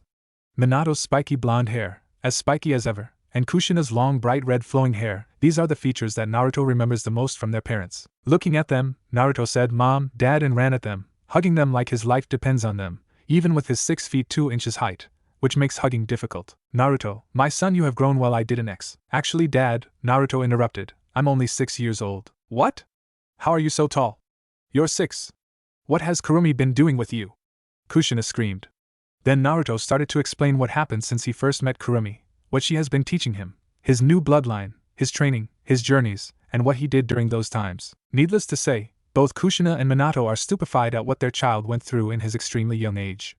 Then he was hugged by both Minato and Kushina at once. "Oh, Naruto, know that I didn't meant to place such a burden on you, but I know that you will be the one to remove the world of hatred and bring peace. Make sure that you do that, okay? This will be the last wish that I will place on your shoulders," said Minato, before he starts to disappear in flecks of light, still smiling to his son. "Dad? Dad?" Naruto, who is in tears by now, is hurriedly trying to pick up the pieces of his father, to no avail. He then slumped in tears on the white room, with his mom hugging him immediately. "Naruto, the only reason why we're here to see you is that we sealed part of us, Minato his chakra, and me my soul, within the seal, so that we can appear to either guide you or stop you when you tried to pry open the seal completely, especially during times of extreme anger. We hope that time never came, and it never did. The reason why you are seeing us here right now is because the seal was broken completely, and my spirit and your father's safety measures kicked in, though not for the reason that we envisioned, which is good. We can sense that we are no longer needed, and our time here is up." "No, MOM. Don't go. No, please," Naruto screamed, as he cried his heart out while grabbing Kushina with no intent of letting go, but alas, Kushina still disappeared, still, at a slower rate. "Naruto, my son, always remember that we will always watch you from the pure world, always looking at you, supporting you in everything from afar. Do not cry for our deaths, for death comes to everyone. Naruto, always remember to treat your elders nicely, remember to eat your vegetables and not left anything, don't forget to train hard, remember to treat Kurumi-chan well, she's your life's mate anyway. We will not be there to see you, so always remember us in your heart, and don't forget to give me cute grandchildren's. Goodbye, Naruto, and always remember us in your heart. I love you, my son," Kushina said to Naruto, all while disappearing within the hug of her son, who was still bawling his heart out to her. She disappeared completely afterwards, leaving nothing behind but memories and advices. Naruto, now still crying while lying on the white floor, but has accepted the disappearance of both of his parents' avatar, stood up, and with his face still full of tears and his eyes still wet and pouring with tears of both joy and sadness, balled his hand in a fist and places it on his heart, closed his eyes, looked downwards, before making an oath to himself. "I, Uzumaki Namake's Naruto, will do my absolute best to create peace in this world, and to rid the world of hatred, so that no one will have to suffer anymore, and so that no wars will start anymore, and upon the souls of my parents, I swore that I will achieve this goal I set to myself, and will spread teachings of love throughout the whole world, and so will my descendants, while keeping myself strong to go against any who wishes to remove this peace. May the gods themselves tremble, for I will take the world by storm. Naruto shouted. He then let his hands fall down, and his surroundings turned black, with him blacking out. Flashback ends. Also, Lemon's scene cometh. And then I woke up, and felt you, here, he blushed, on my back, and saw that you look like my mom. What do you mean, Naruto Koi? Kurumi questioned expectantly. After a pause, from the magnificent auburn hair that cradles your heart-shaped face to your fiery eyes filled with malfeasance. At this Kurumi chuckles. To your tiny perfect nose and your luscious ruby lips, Naruto serenaded her with lust-filled eyes. What's happening to me? It's like there's a fire raging in my tummy, and she looks so perfect. Kami, I'm so fucking lucky, Naruto thought through a lust-induced dazed. At this point, Kurumi was as red as a tomato all the way to her ears, resembling a certain shy Hyuga princess. Is that Alo? Kurumi asked innocently. I'm 100-year-old fucking demon, but I'm behaving like a common schoolgirl. Kurumi thought frantically as her arousal ran down her delicious thighs, not going unnoticed by Naruto. Almost there, Naruto thought with a victoriously seductive smirk, you'd soon wish it was. Your graceful neck that leads to your strong yet feminine shoulders entrance me so, not to mention the focus of nearly all my attention. Your deliciously large teardrop globes of flesh with succulent pink tip that will feed our future kits. They will need to be prepared and shaped to their liking, may I?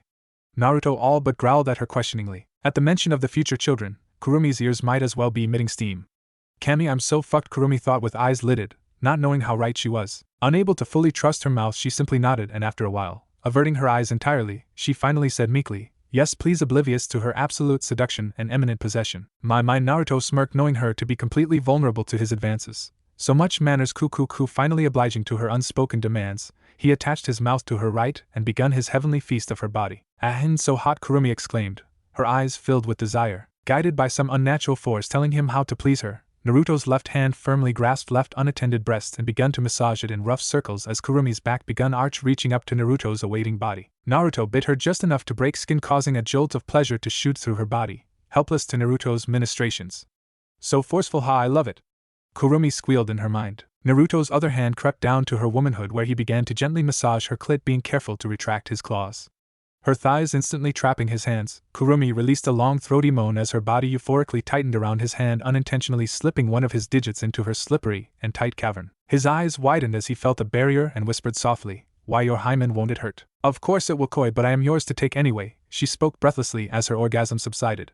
Why don't you take it? Never dare an Uzumaki, Tenchi angel, he smirked mischievously, but first, his hand left her breast and dragged her thighs towards him as he positioned his head at her entrance. I've had my appetizers, time for my wine, he smiled seductively, as he ran his tongue all the way up to her clit in one painfully long lick. Nud ahin o Kami, mercy. Kurumi innocently begged. I don't think I can take this much longer, Kurumi thought, her mind starting to go blank as Naruto furiously assaulted her clit. Yes, she's had enough, he thought with a small smirk. Then, without warning, he stopped. She whimpered softly, to which Naruto found simply adorable. Amazing, you actually taste like red wine, so sweet. Naruto said loudly, giving her his megawatt smile which melted her heart. He dragged her thighs towards his as she finally caught a glimpse of his 9 shaft of pure Hanyu man. He's so fucking huge. Kurumi thought fearfully with bulging eyes as he positioned himself at her entrance and pushed in softly. No entry? He thought inquisitively. Try a little harder, okay? She said with her eyes filled with love. Nodding, he underestimated his strength and shoved 4 inches into her as she screamed in pain and pleasure, though mostly pain. Kurumi! Oh Tenchi! I am so sorry, I didn't mean to. He blurted out in apology, as he saw tiny rivulets of blood leaking out around his manhood. Don't worry, Koi, she said through the pain, you can move now. As he tried to push the remaining 5 inches into her, she relaxed to further accepting as she was nearly split in half. He massaged her clit while slowly feeling slightly ashamed at the powerful pleasure coursing through his body. After a while, one of her tails nudged his chin, lifting his face to hers for a searing kiss, while another 2 tails guided his hands to her, quickly getting the message. He increased his pace while still messaging her clit, while her body arched and squirmed against his, begging for satisfaction. Reaching his fastest pace and pounding her without mercy, their body found perfect sync. Her now stretching almost to ripping was glistening in full submission to its enormous intruder. Iug na Naruto kaya ha, love you oh so much. Kurumi moaned in sweet agony. My sweet Tenchi ha grrrr, Naruto growled as he slammed into her, using his tails to hold her hands. Wait. I'll get pregnant. Kurumi screamed as she came in surprise. Their guttural moans echoed through the clearing as Naruto slid out of her as large globs of his sperm leaked out of her, and they fell into their post-orgasmic bliss. Kurumi was the first to speak. How you baka I could get pregnant. As she smacked him on his head, but his Astartes constitution made it ineffective. Naruto smiled and said wistfully, then I'll finally have my own family. I am sorry. Her eyes softened sympathetically before narrowing mischievously. Then let's keep trying then. She spoke, eyes determined as she glomped him with her generous assets. I couldn't give him a perfect childhood, but I'll give one to our children instead. Remember Naruto, we are now lovers, and you are my mate. This is actually the second thing that you should do to be my mate. So, my husband, Uzumaki Namikaze Naruto, will you accept me, Uzumaki Namikaze Kurumi, as your mate and wife, forever will be at my side? I, Uzumaki Namikaze Naruto, accepts you, Uzumaki Namikaze Kurumi, as my mate, my wife, and the future bearer of my kids, and will forever stood by you, in health or in sickness and in pain or in glory, may nothing do us part. Then so it shall be. And she kissed Naruto again, who is already preparing for a round 2. For the entire day, the clearing was filled with the sound of moanings of pleasure among the two lovers, where nobody disturbs them, the border seals doing their job perfectly. And lemon. The next day, Kurumi woke up after a long night of marathon sex which causes her felt sore, so sore that she is sure that she won't be walking right, or even be walking after such a passion-filled night. But then, Naruto asked something to her while he was packing to leave. Kurumi-koi, how are you so good at that? Sex, I mean. Well, being sealed for a long time with women that are in good relations with me, allowing me to see and feel through them, combined with the fact that they both are almost perpetually horny and had sex nearly every night has its perks, you know. Do you know that both Mito's and your mom's sex drive increases exponentially when they're pregnant? Maybe it's an Uzumaki women's thing. Your dad almost had a heart attack due to the sheer sex drive and horniness that Kushina-chan felt during her pregnancy. Not that he hates it. I'm sure I didn't need to hear that last part.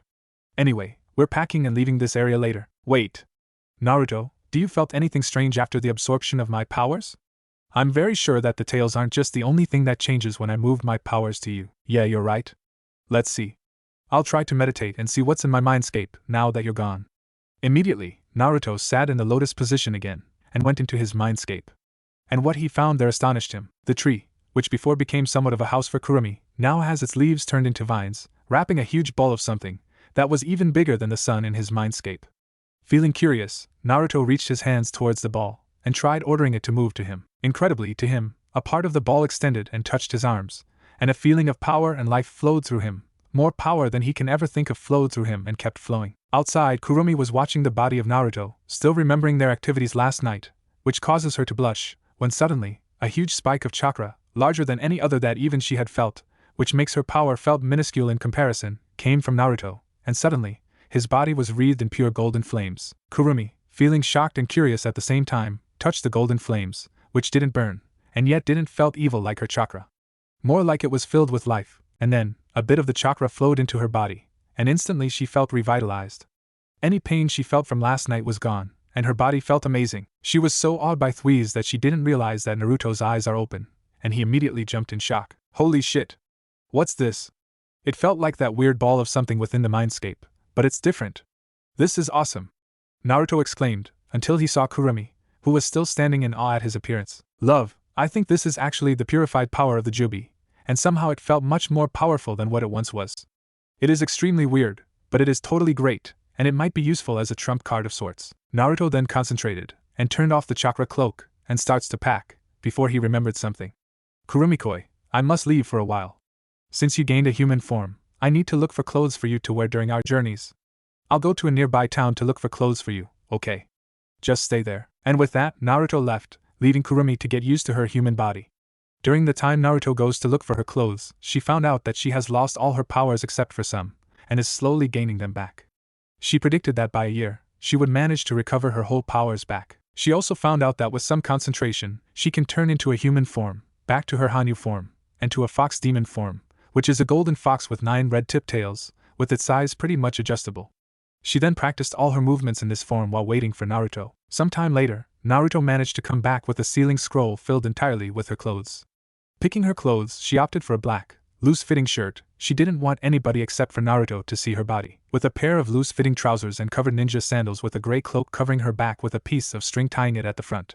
Naruto took some time because he was busy placing seals on the clothes after buying them. Sometime later, after they had finished packing their stuff, and Kurumi explained to Naruto about their capability to transform, which makes Naruto facepalm, because he just hid his tails within his cloak and his ears with his hoodie, they left the clearing, not forgetting to use a special chakra absorption seal to absorb any of their ambient chakra in the area to prevent them from being tracked. Break. Naruto, now traveling with Kurumi, did the same thing that he did before, which was traveling around, watching the sights, while training himself to his breaking point, which was long and far in between, but with another added activity, which was having sex with Kurumi in the night. Life was going well for them. Naruto was extremely powerful and well trained. Kurumi herself can go toe-to-toe with Naruto due to experience, and any wounds that they both gained are healed nearly instantly by the purified chakra, which Kurumi also gained, and which has recovered by about a tael's worth. About 2 months later, the lovers are just waking up from their sleep, and remember that Naruto still needs sleep, at about 8 hours per week or around an hour per day, though he can extend his no sleeping time by forcing the catalepsy node to work overtime, but allowing him to fight or work for weeks. When suddenly, a wave of nausea hit Kurumi, and she immediately ran towards the edges of their campsite and pukes her dinner from last night there. Naruto, ever vigilant, immediately woke up and rushed towards Kurumi and rubbed her back, asking her if there are any problems. She just brushed him off, and said that it will get better in a short time. While traveling to their next destination, a small town by the name of Hinamizuwa near the border of Earth Country, he saw that she did not get better. In fact, it seems that she got worse, kept throwing up at any moment, and suddenly getting nauseous. He immediately picked her up despite her protests, and immediately ran towards Hinamizuwa, and took her towards the clinic, ran by a doctor named Irie, and his assistant, a nurse named Takano. Looking at Kurumi, they immediately took her to the diagnostic room, where Naruto was not allowed to enter, sitting on a special chair, and he's too heavy for regular chairs, that he brought himself with his chin stood up by his fists, with his elbows on his knee, thoughts running at kilometers per second in his head. What happened to Kurumi? Why is she suddenly like that? Did she eat something wrong?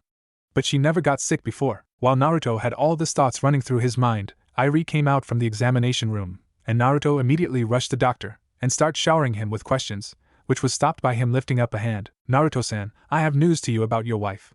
She's pregnant, and you're gonna be a father. Naruto, stupefied, can only say one thing to the doctor. Huh? Your wife is 2 months pregnant, Arashi-san, and you are going to be a father. Having a new life born into the world is always an exciting prospect for Irie. But then he sees that Naruto is just standing with a blank look on his face. Arashi-san? Arashi-san? He waved his hands in his face, no response. But when he touched him, he immediately fell on the floor, cracking it with his weight. Naruto-san! Takano, go get me a stretcher. He's a new father. Takano, hearing this, rolled her eyes and went to get a stretcher for Naruto. And thus ends the first year of Naruto's journey across the elemental nations, yet there will be more to come. Naruto woke up with a start, looked beside him and found out that his wife and mate, Uzumaki Namikaze Kurumi, was asleep at his bedside while holding his hand. He bent down and kissed her head, while saying, "Good morning, my love. I think I heard that some doctor said that you are pregnant, and I will be a father, and you a mother soon. Can't believe that happened so fast. It seems that I must remember to use protection next time." Chuckles. She woke up, young cutely, and said, "Believe it, Naruto-koi. I am pregnant, and if you want proof, you can see it for yourself. Try channeling the purified Yuki and demon chakra, in case some readers didn't know, that we have into your palm, and place the palm on my abdomen." Naruto then followed the advice, long since knowing that the purified chakra felt like life energy, and can be used to sense other life form around them, and channeled the purified Yuki into his palm, and places the palm on her abdomen. Immediately he felt something different within his wife, the feeling of another life being carried within his wife's womb, and he cried. "Narukoi, what's wrong? Why are you crying?" she said, while wiping the tears of Naruto's face. "Don't get me wrong, Kurumi-koi. I didn't cry because of sadness, I cried because of my happiness, the knowledge that I will be a father, and you a mother, with the child, the baby you are carrying, the proof of our love, and the result of our lovemaking. These are tears of joy, my love, and not of sadness." Hearing such heartfelt words from her lover, she also cried tears of joy, and both of them sat comfortably in each other's embrace, preparing themselves to face the challenges to come with their family. Break. The next day, the doctor taught Naruto on what to expect on being a father.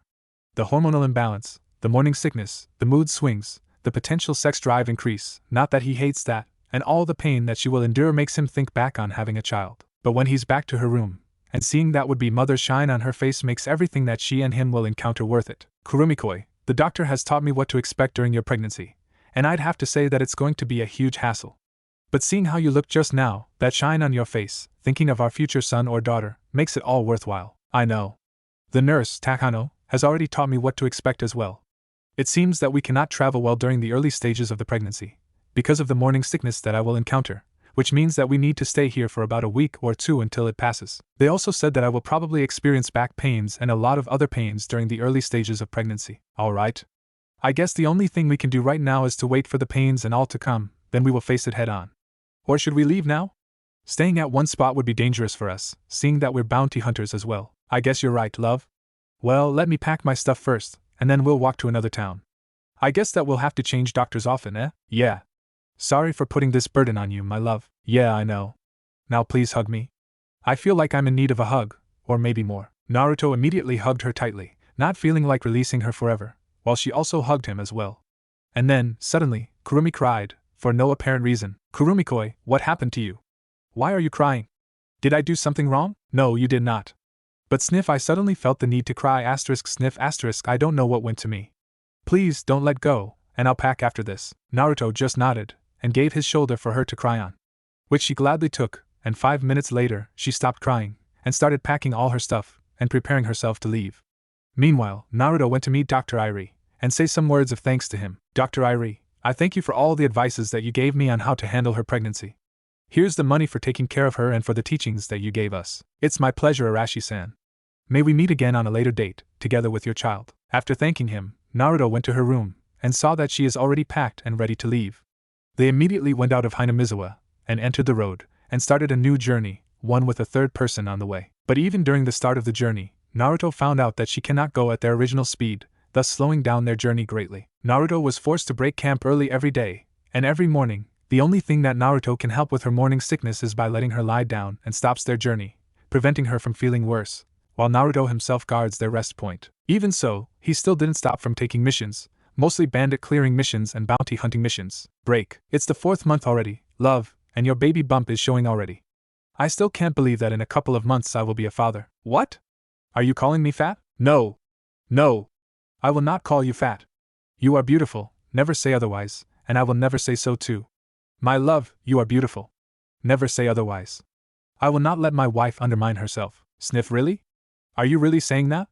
Sniff, please hold me. Naruto then proceeds to hug her body, her crying face on his shoulder. Inwardly, Naruto sighed. These mood fluctuations, although he had been warned of it, was still very much a problem. She can turn from extremely happy, to extremely sad, to being a crybaby, to feeling touchy, all at the drop of a hat. Even the fluctuations of her chakra are really bad sometimes. Her mood fluctuates her chakra's rhythm, causing her to activate her chakra form all of a sudden, even when she's sleeping. Then when she wakes up, she pummels him with a vicious taijutsu combo, before suddenly stopping, and hugged him while crying and saying I'm sorry multiple times. But still, Naruto held strong and firm, knowing that during these rough times, he will be the rock for Kurumi to hold on to, and the strong point of their lives. And looking at her happy face is more than enough for him to remove all the pain from taking care of his wife. Here, turn around. I'll give you a back rub, thanks. I guess that these mood swings are really bothering you, right? Naruto expertly started rubbing her back, massaging her aching muscles with Kurumi moaning in pleasure. This will only get worse later on, Naruto thought. And I will always be there for you, believe it. Suddenly, she turned around and kissed him forcefully, having a tongue battle between them both. Naruto, shocked by the sudden kiss, can only respond instinctively, while feeling her enlarging boobs on his chest. She then looked at him with one of the horniest look that her face has ever had, and whispered seductively to Naruto, Love, take me, right now. Naruto can't help but shiver from the sheer lust emanating from her mate. Once again, sighing mentally due to her weird mood swings, Naruto just surrendered, and prepared to bang his very hot, pregnant wife. Not that he hates it, mind you. He even likes the taste of her milk, and he just knows that their child will be having a tough competition for the tit to drink from. Break. Still within the 4th month of her pregnancy, Kurumi suddenly felt very sad and lonely one day, when Naruto is off on another mission. Due to that, she decided to track him down and follow him to his mission, without his knowledge. After a while of following his mate Mark, she found him, currently decimating an entire bandit camp, and crushing them under the power of his fists. She looked at him in awe, even though she had seen the same scene tens of times, even joined in some of his hunter-killer missions. Each and every time he attacked a camp is still a sight for her to behold. Narukoi, your power, it's just too attracting. This baby will be a powerful child, as well. She whispered to herself. Unknown to her, a couple of the bandits heard that, and immediately thought that she is his lover or something, and tried capturing her. Still enraptured by the sight of Naruto, Kurumi didn't realize that she was about to be captured until she was captured, her eyes widened due to her own idiocy. The bandits then brought her to their camp, where Naruto was still slaughtering the bandits. Hey you! Stop attacking us! Or we will kill your wife here and your baby as well! The bandit shouted. Upon hearing this, Naruto turned around, and saw a sight that he will never forget, Kurumi being restrained by bandits, with swords and other pointy items held towards her. Naruto's eyes blinked, and suddenly, a rage unlike no other bubbled from within him, and he was consumed by the desire to kill. The bandits, thinking that they already have leverage towards Naruto, was instantly floored when an aura of golden flame shrouded Naruto, and that was the last thing they did, when Naruto appeared right in front of them, his hands through the heads of two of the bandits, with his chakra arms cutting the rest of the bandits into two pieces, from their heads straight through their crotches. Naruto then immediately caught Kurumi, who fell to the ground, tears falling from her face. Kurumi-koi, why did you leave the campsite? You have endangered not just you, but our child as well. I know. But I am so lonely. I suddenly felt very much alone, like you're not here, at all. I-sniff I. That was all that she managed to say, before she started sobbing and crying madly. Upon hearing this, Naruto's eyes, harder than steel initially, softened, and he immediately went forward to hug his love, currently on the ground. My love, it is not my intention to leave you alone, but our journey depends on me taking up the missions, not to mention that now you need to eat for two, thus requiring me to do more missions for our living. True that I can hunt and forage for us, but for certain things, it's better for us to have some money for us to last. I'm sorry if I got mad at you, but what you just did is wrong, and I hope that you learned your lesson today. Kurumi didn't say anything, and just cried on Naruto's shoulder, while Naruto hugged her. After she had cried herself to sleep, he carried her bridal style, still covered in blood, to their campsite, and placed her on their futon, with their bag acting as a makeshift pillow, while he himself creates clones to act as lookout for the camp. Naruto sighed, knowing that his wife's mood swings are even more insane nowadays, now that the 4th month is closing in. We better start looking for a place to settle down fast, while her pregnancy is still going. Makes it easier to get medical support. Naruto thought. Break. It's the 5th month, and Kurumi's mood swings got even worse. Though so does her sex drive, causing even Naruto, with his Astartes constitution, to feel a bit tired. Having sex for almost the whole day will do that to anyone, especially when during the act, she started crying due to his loving and her own feelings. It's like any emotion that she felt was magnified 100 times. Irie already told him that this would happen, but this seems like a bit too much. She even cried due to his back rub once, while saying that he is the most understanding mate ever, and continued crying an entire river, before proceeding to ride his like no tomorrow. It's a very confusing experience for Naruto, who was busy scratching the back of his head using one of his chakra arms, while carrying his wife, who was sleeping, bridal style with his actual arms. I swear, if I didn't love her so much, I would have dumped her somewhere. But even so, Naruto's eyes kept going towards her abdomen, where the baby bump is even more prominent nowadays, and he can even felt the life within even stronger, which almost overwhelmed him at one point. Then, she suddenly woke up and stretched in his arms, before placing her arms around his neck and gave him a kiss. Good morning, Narukoi. Her good morning was interrupted by a loud growl coming from her stomach. Blushing, she continued, and I'm hungry. Can we stop to eat, again? Our food supplies are almost out. That means we'll have to break camp early again, and I'll have to hunt again. You sure eat a lot, don't you, nowadays? Naruto joked, which was a wrong thing to say, from the killing intent emanating from her towards him. She then turned, ever so slowly, to face Naruto. Are you saying I'm fat? She asked in a very low volume.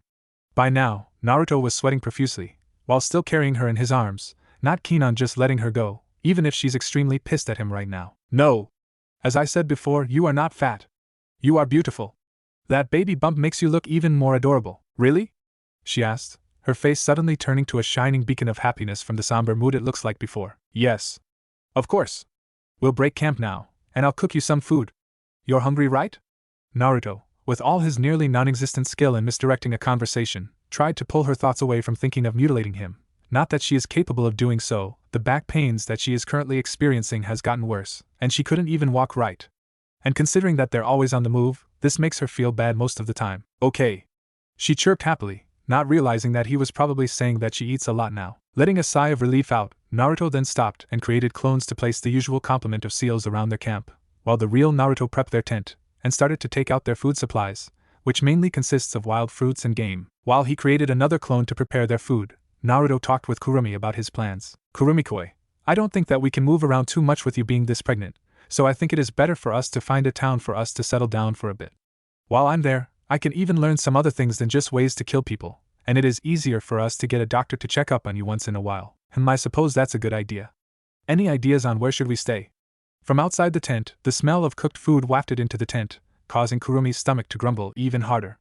Talk more after we eat. Nodding, Naruto went outside to eat the meal prepared by his clone, which was just a simple roasted deer thigh, which was quickly eaten by the two of them. So Kurumi started, while wiping her mouth. Where should we stay? Any plans? Looking at the map, we can go towards Hot Springs Country, and stay at a town there, maybe learn a couple of things or two. From our current location, in Rice Country, We could reach the border of hot springs in a week with our current traveling speed. Then I suggest we settle down at a town somewhere around or make our own house while minimizing contact with everyone, as to not expose our identity. Is that fine? I think that's a great idea. All this traveling is making my back hurt even more. I'll probably need you to lift me again until we reach the town that you want to go, and let's hope that we won't encounter any enemies during our way there. For now, I just want to sleep, I'm tired, and I'll set up a perimeter to train as well. Then, life continued as always, with the two lovers walking towards their destination, a town in hot springs country called Karakura. Break. After 1 week of uneventful travel, if you didn't count the sheer emotions running on Kurumi's face and body during their trip there, they managed to reach Karakura town, a decent-sized town, surrounded by huge plains, with a river at the north side of the town, providing food and irrigation for some of the farms within the town. The lovers immediately went to meet the doctor, a Dr. Kurosaki Ishin, one who has lived in the town for years, and asked for a checkup for Kurumi's condition. So how is it? Naruto, ever the loving and expectant father, immediately asked the doctor about his wife on her condition after he finishes doing all the necessary checks. Her pregnancy is going fine, there are no problems at all. In fact, she is the healthiest pregnant woman I have ever checked, and that's saying something. You said that you are travelers? Yes. We traveled all over before we met at the border of grass and fire, and after that we started traveling together, and you can say that we fell in love during those times. Chuckles, ah, young love. I still remember mine, and my wife, who became the center of my universe, and who gave me 3 children, Ichigo, Karen and Yuzu. I loved them so much, but when their mother died, they took it harder than I ever did. Enough reminiscing for me. Now back to you. I'd say that you better stop your journeys, and is better off just staying at one spot, don't go around everywhere. It makes it hard for the baby. True. And I am planning on settling here for a while, at least until the baby is born, so I would like to ask if there are any jobs available around here that I can earn from. You better ask my son Ichigo. He's currently working at the smithy, and I think that he once said to me that his place needs a pair of strong hands to work with, since the previous smith is old and is no longer capable of holding the hammer. A smith here sounds like a pretty decent job. I guess I'll ask him later. Break. After meeting the doctor, he created 2 clones, one henge to go with him to buy supplies to build a small house outside of town, while the other went to the smithies to ask for a job. After finding the local lumberjack, he bought himself a whole bunch of planks and logs, and sealed all of it within a scroll, which shocked the lumberjack, never having seen how ninjas use sealing scrolls to carry lots of bulk items at once.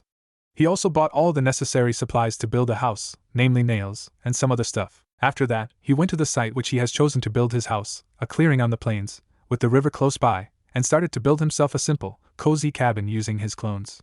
After a couple minutes of building the house, while one clone tended to Kurumi's needs, he gained the memories of the clone that he sent to the smiths. Flashback with clone's memory. He found the smith's shop, a simple building with a wooden part up front and a wall of rocks that surrounds the furnace at the back, with the smokestack of the furnace spewing black smoke out into the nature.